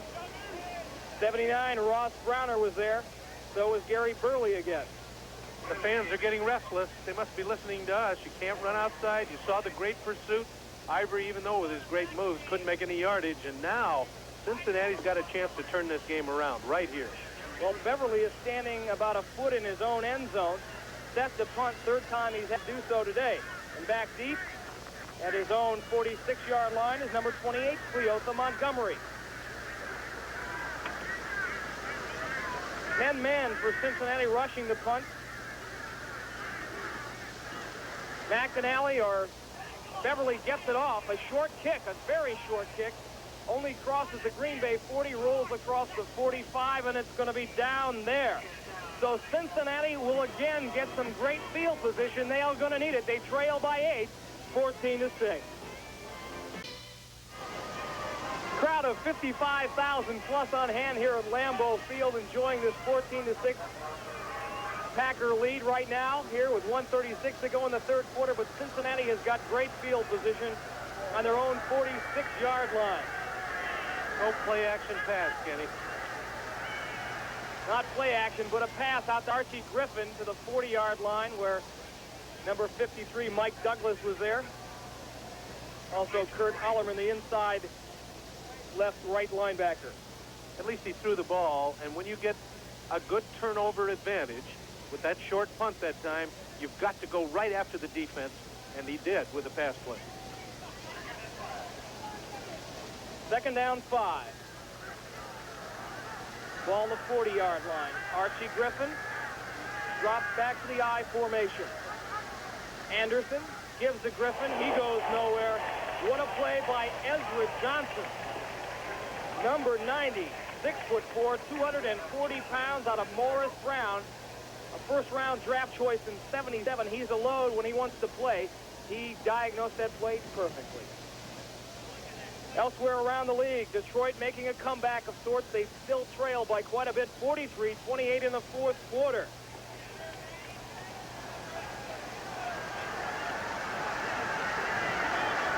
Third down, 6. Ball at the Green Bay 41. Packers offside. Kenny Anderson continues the play. Broken up by Mike McCoy, but they'll be assessed the penalty. I don't think Anderson saw the flag that time. Usually, Mike, when you know there's been a flag and you jump offside, you take a chance then. Throw it up over the middle. Try and get a touchdown. If it gets picked off, so what? It's going to come back because of the penalty. Third and down situation. Just 17 seconds left to go in the third quarter. It's been a rough day all around for the Cincinnati Bengals. Packers have had the best of things. Here's Jerry Mark Bright with the call. Offside, number 77, defense, third down. Mike Butler, number 77, the guilty party. 3rd and 1. Trying to get that edge on the pass rush. He knew it was passed, and he wanted to get a jump on the ball and jump too soon. Ball's on the 36-yard line. Cincinnati needs a first down. They have not been too successful so far today. Give us Alexander 40. He's got it. Inside to the 35, down to the 34-yard line. Getting off the pile, number 60, Ollerman. Also number 90, Ezra Johnson. Into the game now for Cincinnati comes Steve Kreider, 86, and 45, Archie Griffin. But that's the end of the third quarter. The score, Green Bay 14, Cincinnati only 6. We'll be right back after these messages for your local station. Autumn in Wisconsin, a sunny day, 50 degrees, a couple of bratwursts, and a 14-6 Packer lead. Mike Adamle along with Mike Haffner back here in Lambeau Field. Fourth quarter action. It's been quite a game for the Packers. Neither team has scored in the third quarter. Cincinnati now on the move. They have the ball on the Green Bay 34-yard line. Pete Johnson and Archie Griffin's the setback. Number 89, Dan Ross in motion. Anderson in trouble. There's Ezra Johnson, gets the ball off. It is tipped. And we've got a flag on play, all kinds of flags. See if we can sort out the confusion here. Jerry Markbright will tell us, Mike. Ezra Johnson, number 90, had Kenny Anderson all wrapped up. It was all Kenny could do to get out of that jam. He threw the ball. Let's see what the call is. I'm very surprised they didn't blow the whistle when Kenny Anderson was in the grasp of a defensive player. Here comes Jerry Markbright to tell us what happened. I don't think he's figured it out yet either. This is the old who's on first routine. Here it comes. It's a completed forward pass. It's second down. The pass was tipped by a defender. There is no foul. Anybody can catch the ball, Mike, after a defensive player has tipped it. And it was Anthony Munoz who became a wide receiver instead of the offensive tackle. Well, they have that pro offense out at USC. I'm sure all the tackles had to run patterns there as well. If you've just joined us, this is how the scoring has went. Cincinnati jumped off to a 6-0 lead, 2 field goals by Ian Sunter. Then Green Bay right back with 2 touchdown passes. Lynn Dickey first to James Lawson, and then the second time to Steve Atkins. Second down and 16 on the 40. Green Bay offside. Anderson goes ahead with the play. There's Strider all alone, but it's intercepted. It's not going to count, however. Johnny Gray picked it off, number 24, but Green Bay was definitely offside. You got it. Jerry Markbright says offside on Green Bay, and 2 offside penalties have kept this drive alive. I'll tell you, the momentum's going to change if Green Bay doesn't start to think. It's not physical mistakes they're making, it's mental mistakes, and those are hard to control. We don't want to sound like we're in Bart Starr's corner, but again, he doesn't have to play. You know, he can't play defensive line. It's those little things that his old Packers used to do that. Offside, number 77, defense, second down. Again, Mike Butler offside, second time in this second half that he's done so. The old Packers didn't used to do that kind of stuff, and I think that's what bothers Bart the most. Anyway, Cincinnati getting ever closer to the Green Bay goal line. Second down 11. Ball's now resting on the 35. Slot formation to the right. Bass at Strider. Strider the slot man. Anderson back to pass. He's looking for Bass. And another great save by Johnny Gray. The free agent from Cal State Fullerton. Outstanding play. You talked about it, a free agent. He started every game for the Packers since he walked on this field, and he's made 3 great plays exactly like this today. And you can get pass interference if you put a hand on somebody's back, but he's right out in front, perfect timing on the ball, and Mr. Gray has kept the Packers ahead in this football game. Those 3 receptions that he's knocked away could have turned this game around. Mike Jolly, number 21, has come in. Third down 11, nickel back situation for Green Bay. 3 wide receivers for Cincinnati. Anderson, back to pass. Butler pressuring him. Ball is underthrown. And Green Bay's defense has held once again. So Cincinnati will have to punt. There's Strider, number 86. He was the intended receiver. Again, he fell down. Happened to him back in the second quarter. Better get longer cleats on the bottom of his shoe. I'll tell you what, I'd love to see Cincinnati fake the punt and throw a pass or run in this situation. They've got nothing to lose. Green Bay has to be ready for it because Dallas's Danny White ran 48 yards out of punt formation last week, which really killed Green Bay. So I'm sure Green Bay's prepared. Ron Cassidy, 88, back deep, single safety at the 15 or at the 10-yard line, but I'm sure McAnally wants to nail this inside the 10 and out of bounds. Here's the punt. Right up the middle. Cassidy signals for the fair catch. Levenseller was there to keep it from going into the end zone. Number 88, Mike Levenseller. He's a sensational little special teams player. And again, Green Bay is going to have the ball, but very, very deep in their own territory. The Packers are nursing a 14-6 lead with 14:23 remaining in the fourth quarter. That's how the game stands. Sunshine and 50 here in Green Bay, Wisconsin. Packers on top of the Cincinnati Bengals here in the fourth quarter, 14-6. But they're deep in their own territory. Ball resting on the 3 after that Cincinnati punt. Gary Ellis and Eddie Lee Ivory, the setbacks for Cincinnati. Give us to Ellis, the fullback. He's got a little running room across the 5 to the 6-yard line. There's Ross Browner and number 50, Glenn Cameron, on the stop. Very important that Green Bay get a first down in this drive. 2nd down and 6. You want to see how Mike Haffner and myself stayed in the league for all these years? It was special teams play. Number 88, you can't see him right now. There he is coming back out of the end zone. Tips the ball, keeps it in play, and bang. Packers deep in their own territory. My story, backup wide receiver who plays good special teams. I'm sorry, Mike. That's all right. 2nd down, 6. Give us to Ivory, out to the 10, where it'll be 3rd down and about 3. Elsewhere around the league, 4th quarter, Pittsburgh hanging on 23-17 against Minnesota. Seattle on top of Houston, a real surprise, 26-7 in the Kingdome. In Houston, rather. Miami 17, Baltimore 30, 30-17, that's the final. Kind of a surprise. The Jets lost their 5th in a row to New England, 21-17. Walt Michaels in trouble. 3rd and 3. Give us the Ivory. Around the left side. Doesn't get the first down, or does he? Let's see the spot. Oh, they moved the ball back, Mike. I don't think he made it. There's that Jets final again. New England 21, Jets 11. Jets lose their 5th consecutive game. And the New York press will be all over Walt Michaels. Boy, that is for sure. Not to mention Richard Todd. Let's see how they mark this ball. First down, Green Bay. It couldn't have come at a more critical moment. That was very, very important. In the 4th quarter, Denver has gone out of top of Cleveland. Another Fred Steinfort field goal, no doubt.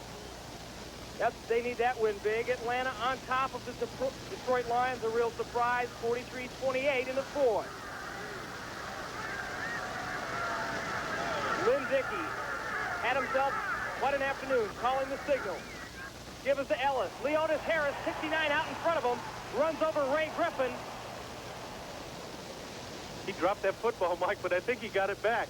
What a break for Green Bay. Green Bay's been fortunate in that regard this afternoon. You hear the air go out of all 55,000. Oh, help. Philadelphia defeats the Washington Redskins, 24-14. Eagles now up their record of 4-1. Big win for them, a tough loss for Jack Party. And how about the Cardinals? Upset victors last week over the Eagles. Today coming up big against the Saints, 40-7. That's to a final. 2nd down, 7 for the Packers. Ball on their own 17-yard line. Give us to Eddie Lee Ivory, number 40, running outside again. Glenn Cameron on the stop. 34 defense. We have preached it all afternoon. You just can't go wide. Glenn Cameron was in the backfield running just as fast as Eddie Lee Ivory, and you've got to run inside the tackles against that 3-4. Michael, we've got 11:27 remaining in the 4th quarter. Are you a little bit surprised that Bart, so desperate for a win here, has gotten as conservative as he has? Yes, I've always said when you've got a lead, you're deep in your own territory, throw the play-action pass as often as you can. 3rd and 8. Ball's at the 15. Here's Dickey.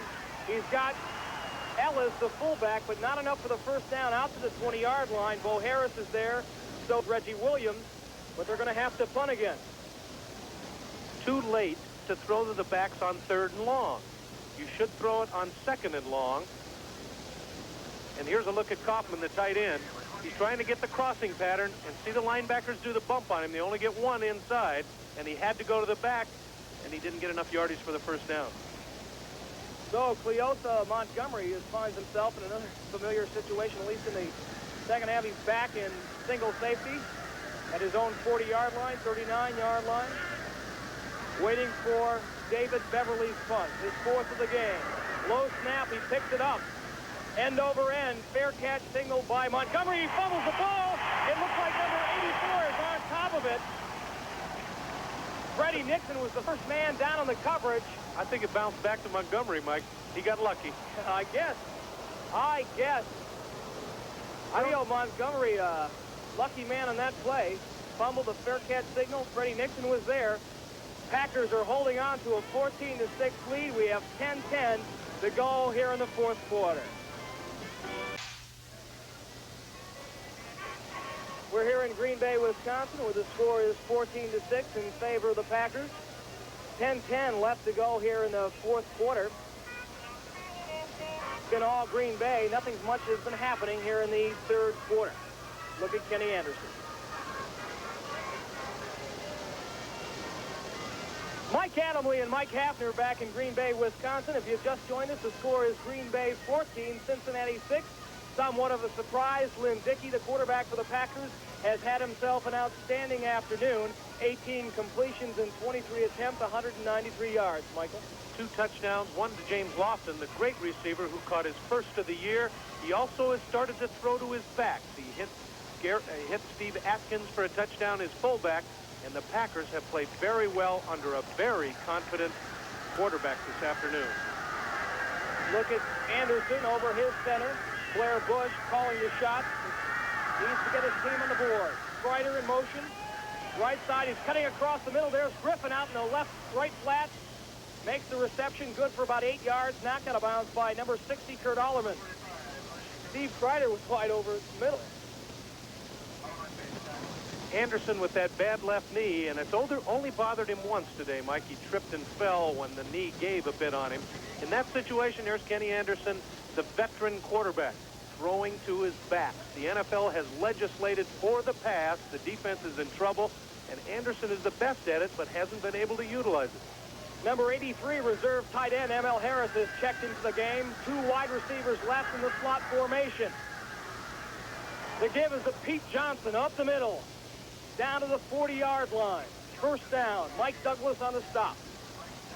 2 good calls by Kenny Anderson. He opened up with a play-action pass on first down and then ran the ball on second down. The Packers, on the other hand, have been playing it conservative, running 2 plays, then trying to pass for the first down, and have not been successful. You can't be conservative when you've got the lead. Archie Griffin, who did not play last week against the Houston Oilers, is in the ball game along with his former Ohio State running mate, Pete Johnson. Anderson back to pass.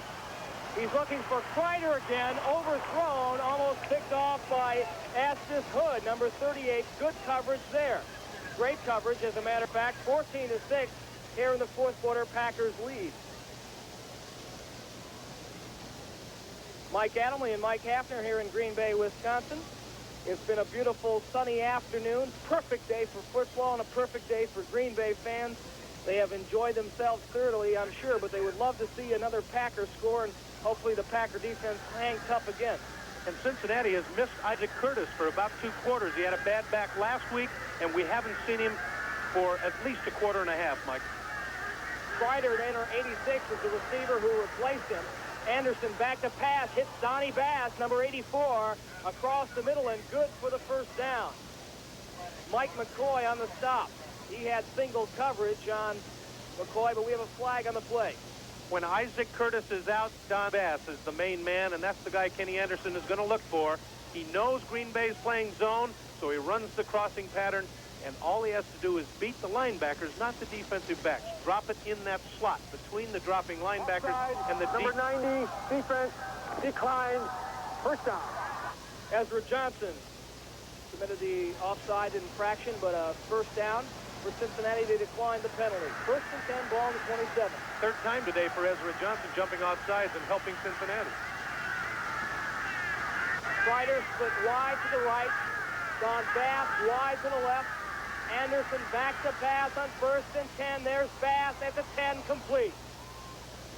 Johnny Gray, 24, on the stop and on the coverage. But now Anderson is moving the football. Again, Kenny Anderson, red zone defense. And if you keep the linebackers in perspective, know where they're dropping, and run your wide receiver underneath the coverage, you see that great gap in the middle. Anderson read it perfectly, and that's the way to beat his own defense. Throw over the linebackers and in front of the defensive back. Bengals have not been able to penetrate the end zone so far this afternoon. They're threatening to do so here. First and 10 on the 10. Anderson's ball is deflected by Mike Butler. A great play. Defensive line coaches say get your hands up, and there's where it paid off. 6'5" of Butler, 265, fourth-year man out of Kansas. He was a first-round draft choice back in 1977, along with his Ezra Johnson. Here's Anderson's statistics for this afternoon: 14-26, 137, 2 critical interceptions. Actually, 1 not so critical at the end of the first half. And he really misses Isaac Curtis. New defensive linemen now for Green Bay. They have 5 defensive backs in the game. Mike Jolly and Mark Bell, Mark Lee have checked into the game. Here's Anderson again, back to pass. He's in trouble. Can't get away from Mike Butler. Casey Merrill, who had come in. Another defensive lineman came in the game. Excuse me. The Packers like to put 4 down linemen with those 5 when they go to the nickel with the 5 defensive backs, and Casey Merrill's the one that comes in. And take a look at Butler first shoos him away, and then Casey Merrill is right there to make the stop. 3rd down and 13 to go now. Have to score the touchdown. This is kind of tough to do that. A lot of pressure on Cincinnati, but Mike trailing by 8. They'll take a field goal here and then go for the touchdown later. Slot formation to the right. Strider in the slot. Anderson back to pass. Going over the middle for number 89, Dan Ross. The intended receiver, and John Anderson, steady linebacker out of Michigan, 3rd-year man, saves the day for Green Bay. So, Ian Sunter will be called on for his 3rd field goal attempt of the afternoon. In the first half, he connected on a 20-yard field goal and a 34-yard one as well. Here it is again. A little bit of face guarding, someone would say, but I'll tell you what, the pass was low enough to where it didn't make any difference. It hit him right in the middle of the back, so he didn't need any face guarding penalty in that. Great call by the back judge. Sunter from 30 yards away this time. Levenseller, the holder. The kick is up, and the kick is good. So the Bengals finally have scored here in the 3rd quarter. They narrow the margin to 5. The Packers lead 14-9. We'll be back after this.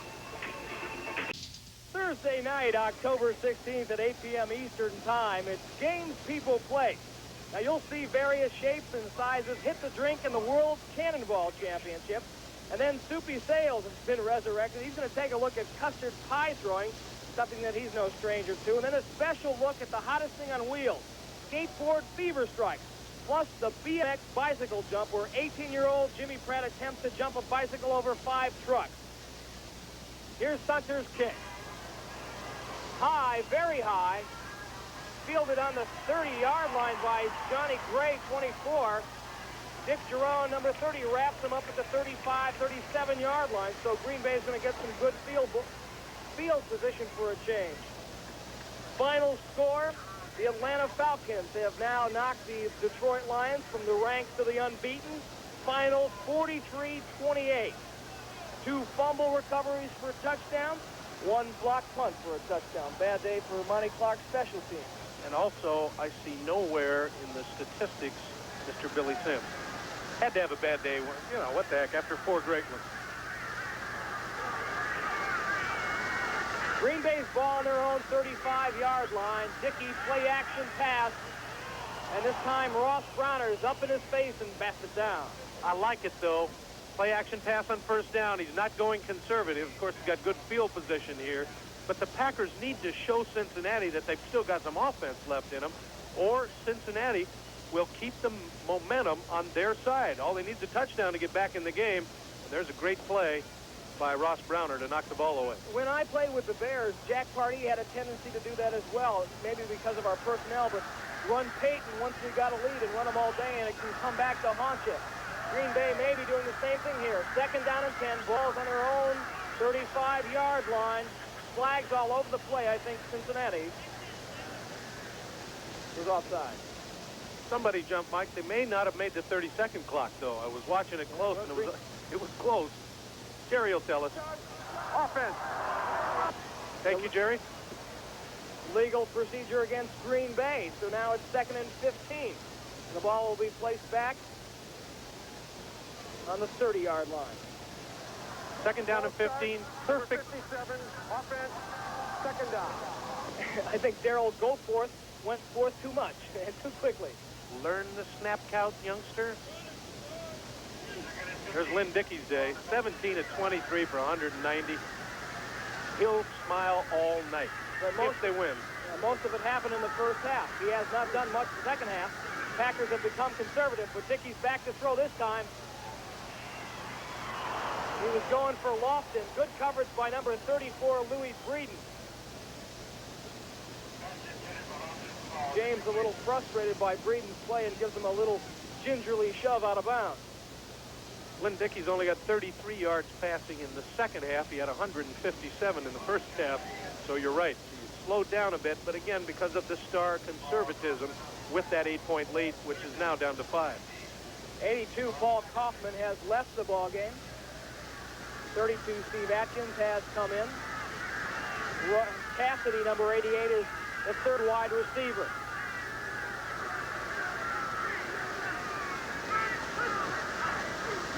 Dickey back to pass. He's in trouble. 57, Reggie Williams, the first man to reach him. And then 67, Gary Burley, and number 53, Bo Harris. So the blitz was on. Then Dickey never had a chance. When you've got a drop back pass situation and the blitz is on, you better save a back to pick up the blitz. And both backs were in the pattern, and you see the result. I'll tell you, there were Reggie Williams and Jim LeClaire, Bo Harris, all over Lynn Dickey. It's a chess game out there, Mike, and if you guess wrong on a blitz, you're going to be on the seat of your pants. Leoso Montgomery, the man who fumbled a fair catch last time, is back deep again for Cincinnati at his own 45-yard line. Beverly to punt.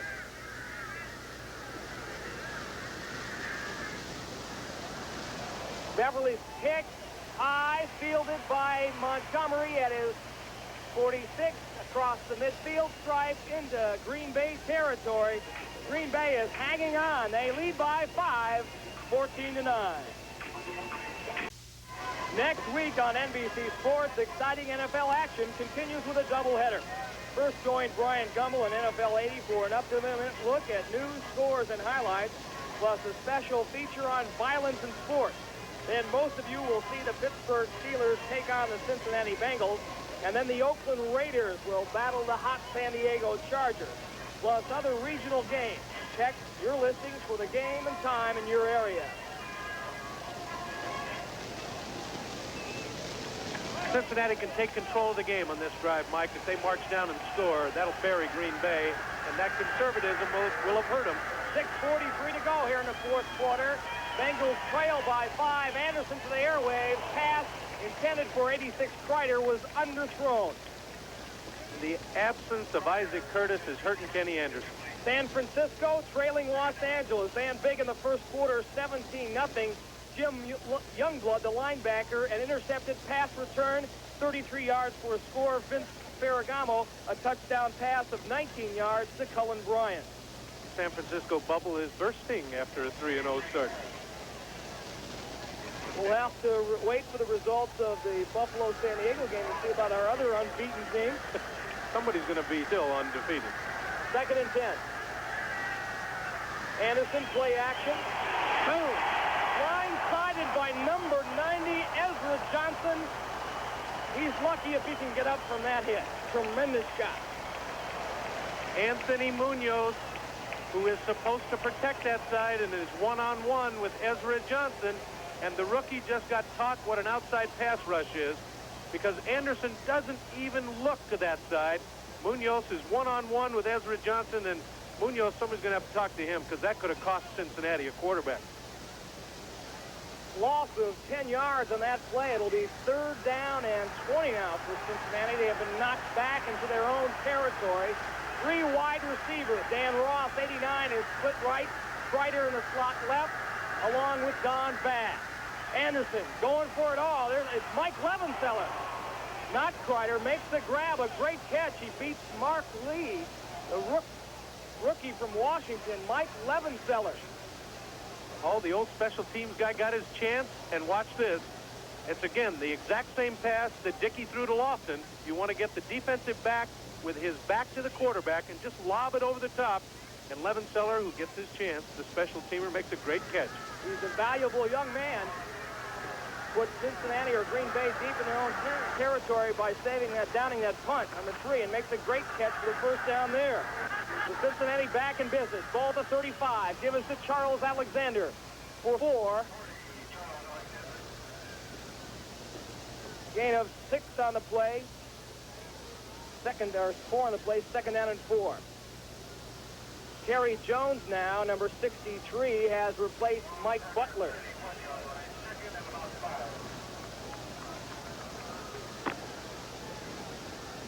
So Butler is still in the game, number 63. Terry Jones from Alabama has moved into the nose tackle position.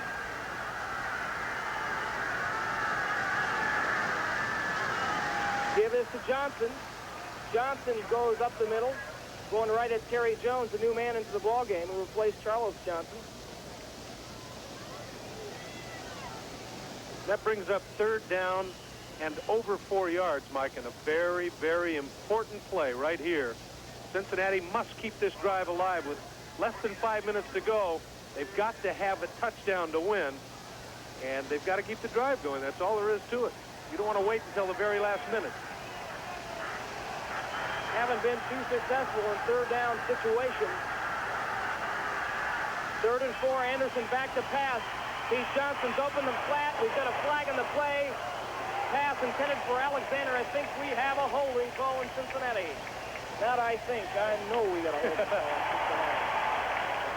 Jerry Markwright just showed us, and when that flag goes down around the quarterback, Mike, you can say 99% of the time that it is a holding penalty. And now it puts Green Bay in a bit of a sweat. Do you take the penalty, give Kenny Anderson another shot to get the first down, or do you refuse it, make it 4th down, because a field goal doesn't do any good for Cincinnati? They're going to take the penalty. I'd have refused it.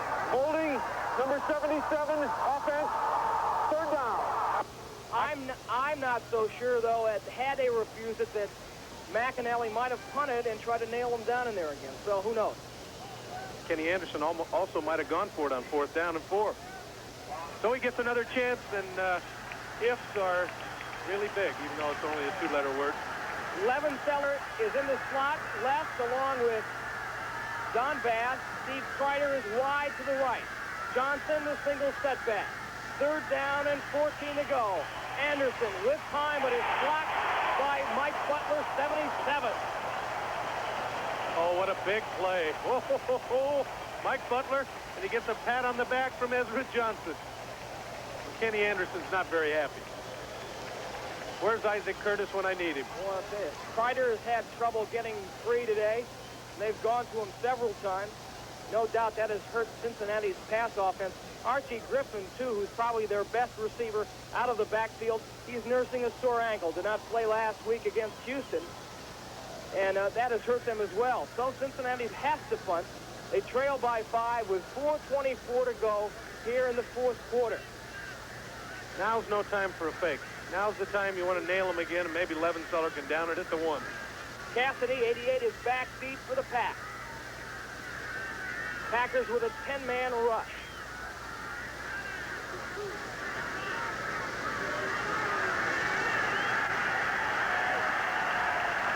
I think Cincinnati took that intentionally, give them a better chance at knocking it inside the 20. Plus, they also got a lot of movement from the Green Bay defense. And the guys were trying to pick out who they were going to block, so why not wait, see what the stunts are, and then come back and make sure you block everybody. A block punt here would kill Cincinnati, and Pat McAnally knows about that. It cost him a game in Miami. Game, number 87, offense, 4th down. They blamed the punter for it. Should have called it up for us, Greg, who told them to stay there and not move. Ball's pushed back now to the 44-yard line. Gives McAnally a better angle at the corner, too. If you ever hit a punt, Patrick, now's the time to do it. Your team needs one here. Bengals trail by 5. Kick is low, bounces on the 15, down to the 10, and they are getting another Cincinnati bounce. Levenseller's there, but so is the entire Cincinnati special team. Ball is dead on the 3-yard line. Kick of 42 yards. Elsewhere around the league, a final score. Pittsburgh 23-17 over Minnesota. In the fourth, no, this is a final now. Seattle 26-7 over Houston. A final, Baltimore 30, Miami 17. A final, New England 21.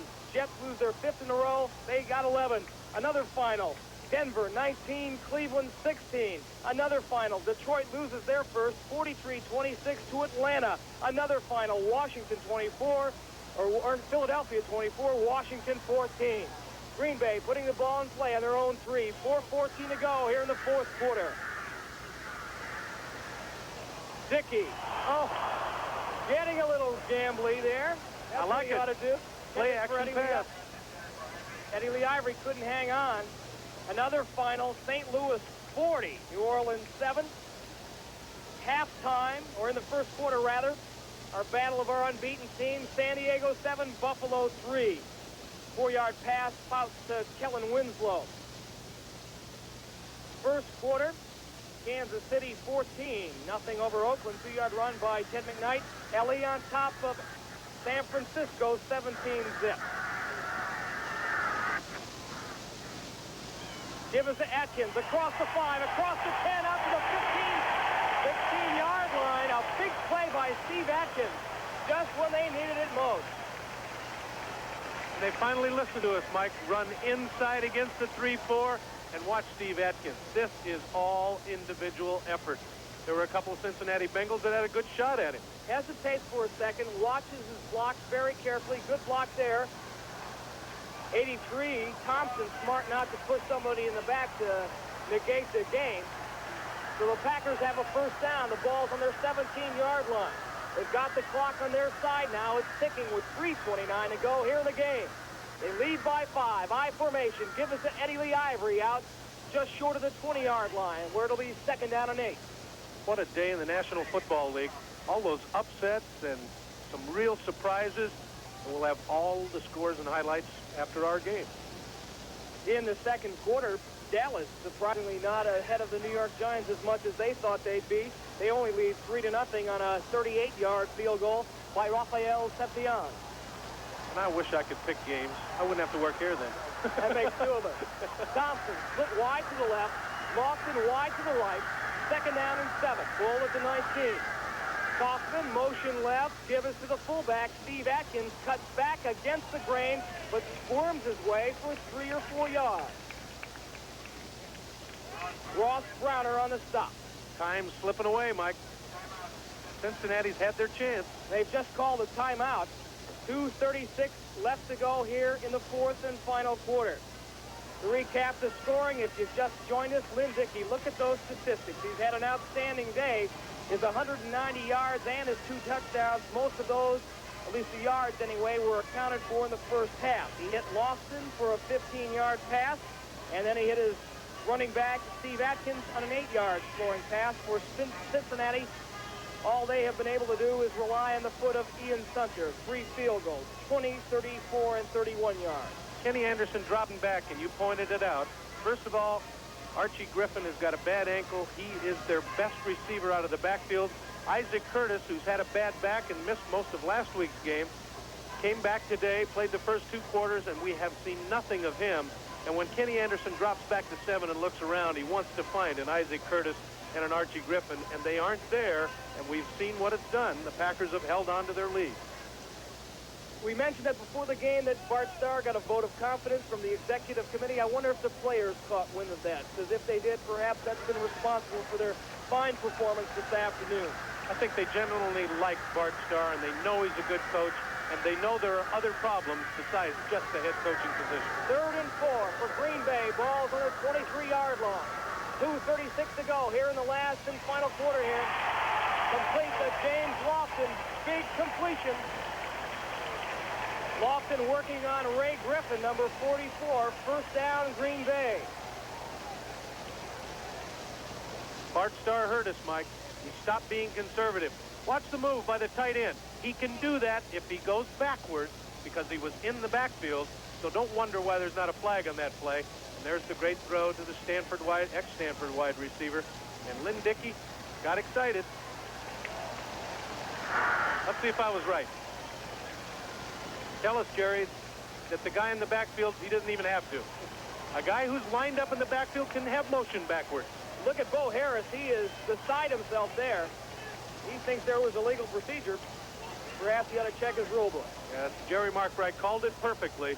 The tight end was lined up in the backfield. Take a look. You can see that he's back off the line. See Kaufman move backwards. That is perfectly within the rules. 1st and 10, ball at the Green Bay 36. 2:01, 2 minutes to go, and there's the 2-minute warning. Lynn Dickey running off the side of the field to talk to Bart Starr. His team is holding on to a 5-point lead, 14-9. Stay with us. Next Sunday on NBC Sports, NFL 80 continues. Join my old partner, Brian Gumbel. He does a heck of a job with our pregame show. He'll have an up-to-the-minute look at all the news, scores, and highlights, plus a special feature I think you're going to enjoy on violence in sports. That's all next Sunday on NFL 80. Check your local listings for the time in your area. Mike Adamle along with Mike Haffner here. 2 minutes remaining in this contest. The Green Bay Packers lead 14-9. They have the ball on their own 36-yard line, 1st and 10. Give is to Eddie Lee Ivory. Across the 35, 36, out to about the 38. Gain of 2, 2nd down and 8. Ross Browner and Gary Burley, number 67 on the stop. Cincinnati wisely calls timeout. They've only got one left, and now you can play conservative. Run a couple running plays, force Cincinnati to use up all of their timeouts, Mike, and they've only got one left. And then they have got to move down the field without any timeouts in that 2-minute drill, and that really makes it tough on you. Remember, after this game, NFL 80 will have all the scores from around the NFL today, and we have had some upsets to be sure. Atlanta big over Detroit. They've been knocked from the ranks of the unbeaten.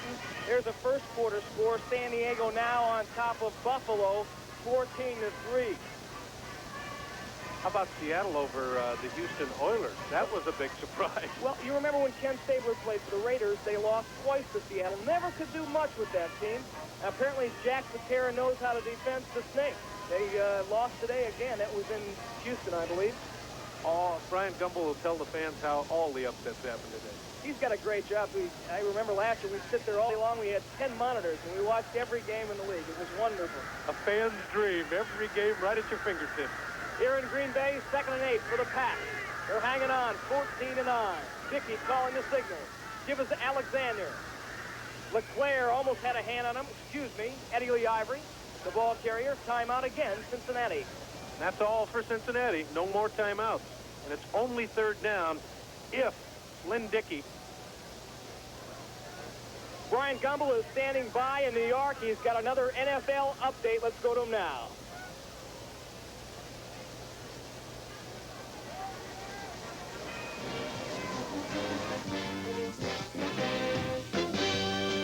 Thank you, Michael. A matchup of unbeatens in San Diego where the Bills and the Chargers are going at it. And Dan Fouts working to John Jefferson here. This combo works against anyone. For Fouts, his 12th touchdown pass of the year. 5th for Jefferson. Chargers in front, 14-3. Back to you, Michael. Thank you, partner. Good to hear your voice again. We've got quite a game here in Green Bay. Mike Haffner working with me, 14-9. Lynn Dickey had an outstanding first half. The Packers got conservative, but now they're doing things right. Well, Lynn Dickey's opened it up, and he's forced Cincinnati to use all of his timeouts. And I sure like to watch John Jefferson run patterns.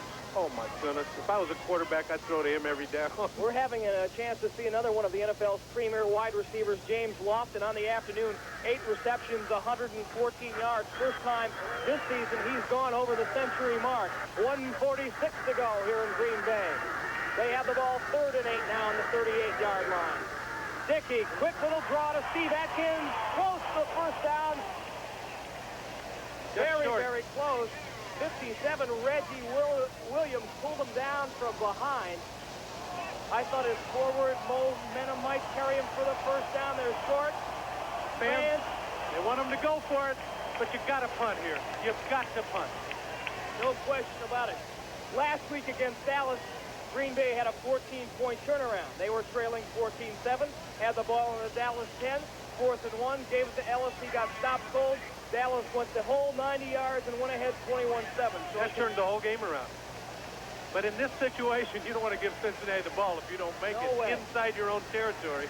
And Beverly's the best at putting it outside, putting it out of bounds inside the 20. Let's see if he can do it now. If he does it here, he's kicking from his own 30. That'll be about a 60-yard kick. I don't know if he's got that much power in his legs. Montgomery is back. A fumble covered. Beverly is wide open. And today has got to be the Packers' day. Normally that would have gone against them. Today, I think Green Bay's got it. Bad snap and rolled all over the field. David Beverly had the presence of mind to pick it up, run outside, and you'll take a look at it here. I'll tell you, David Beverly's a heck of an athlete, Mike. He can play shortstop for the Yankees with a pickup like that. And now watch him. He don't want to get hurt. Let me out of here. Right now, I'm safe. And David Beverly has cinched this football game for the Packers. The guy who snaps the ball is number 62, Buddy Adamle, the rookie out of Alabama. He's not done very well at that, but with McCarron nursing that broken finger, it's been tough. But Adamle looks like he's got 2 broken hands or something. He'll say afterwards, that's the best bad snap I ever made. Yeah. So the Packers are closer to their second victory. Just 40 seconds ago, 14-9. Dickey's just going to fall on the ball. So the Packer fans are not leaving, Michael. They have never been used to this kind of thing. Even though the victory is well in hand, they're going to savor it. They've got to run one more play, Mike, but it's over with, and you're right. Listen, fans, we don't have to say anything. You can listen to them. See? Bratkowski. Bart Starr has done it. Temporarily, the Monkeys on Kaufman's back. Green Bay has won it 14-9. And there cannot be a happier man than Bart Starr. We congratulate his counterpart, Hall of Famer Forrest Gregg. It meant a lot to both of these men. Outstanding game for Green Bay. Forrest Gregg used to block for us. I wonder how he felt. What a day for Green Bay fans. Look at them. They aren't going to leave for an hour, Mike. They'll be here savoring this win forever. Why should not they? I mean, it's been such a long time. Here you see Lynn Dickey, who had an outstanding afternoon. I think Kenny Anderson, a great display of sportsmanship. He's awfully pleased for that, man, because Dickey has just waited for such a long time. Both from that great quarterback class, 1970, when Dickey and Pastorini and Plunkett and Chuck Hickson and Kenny Anderson all came out of that graduating class. Dickey walking off the field. He'll savor this win. Look at him, hand in the air. All right, you deserve it, Lynn Dickey. Green Bay fans, this is a sight for sore eyes.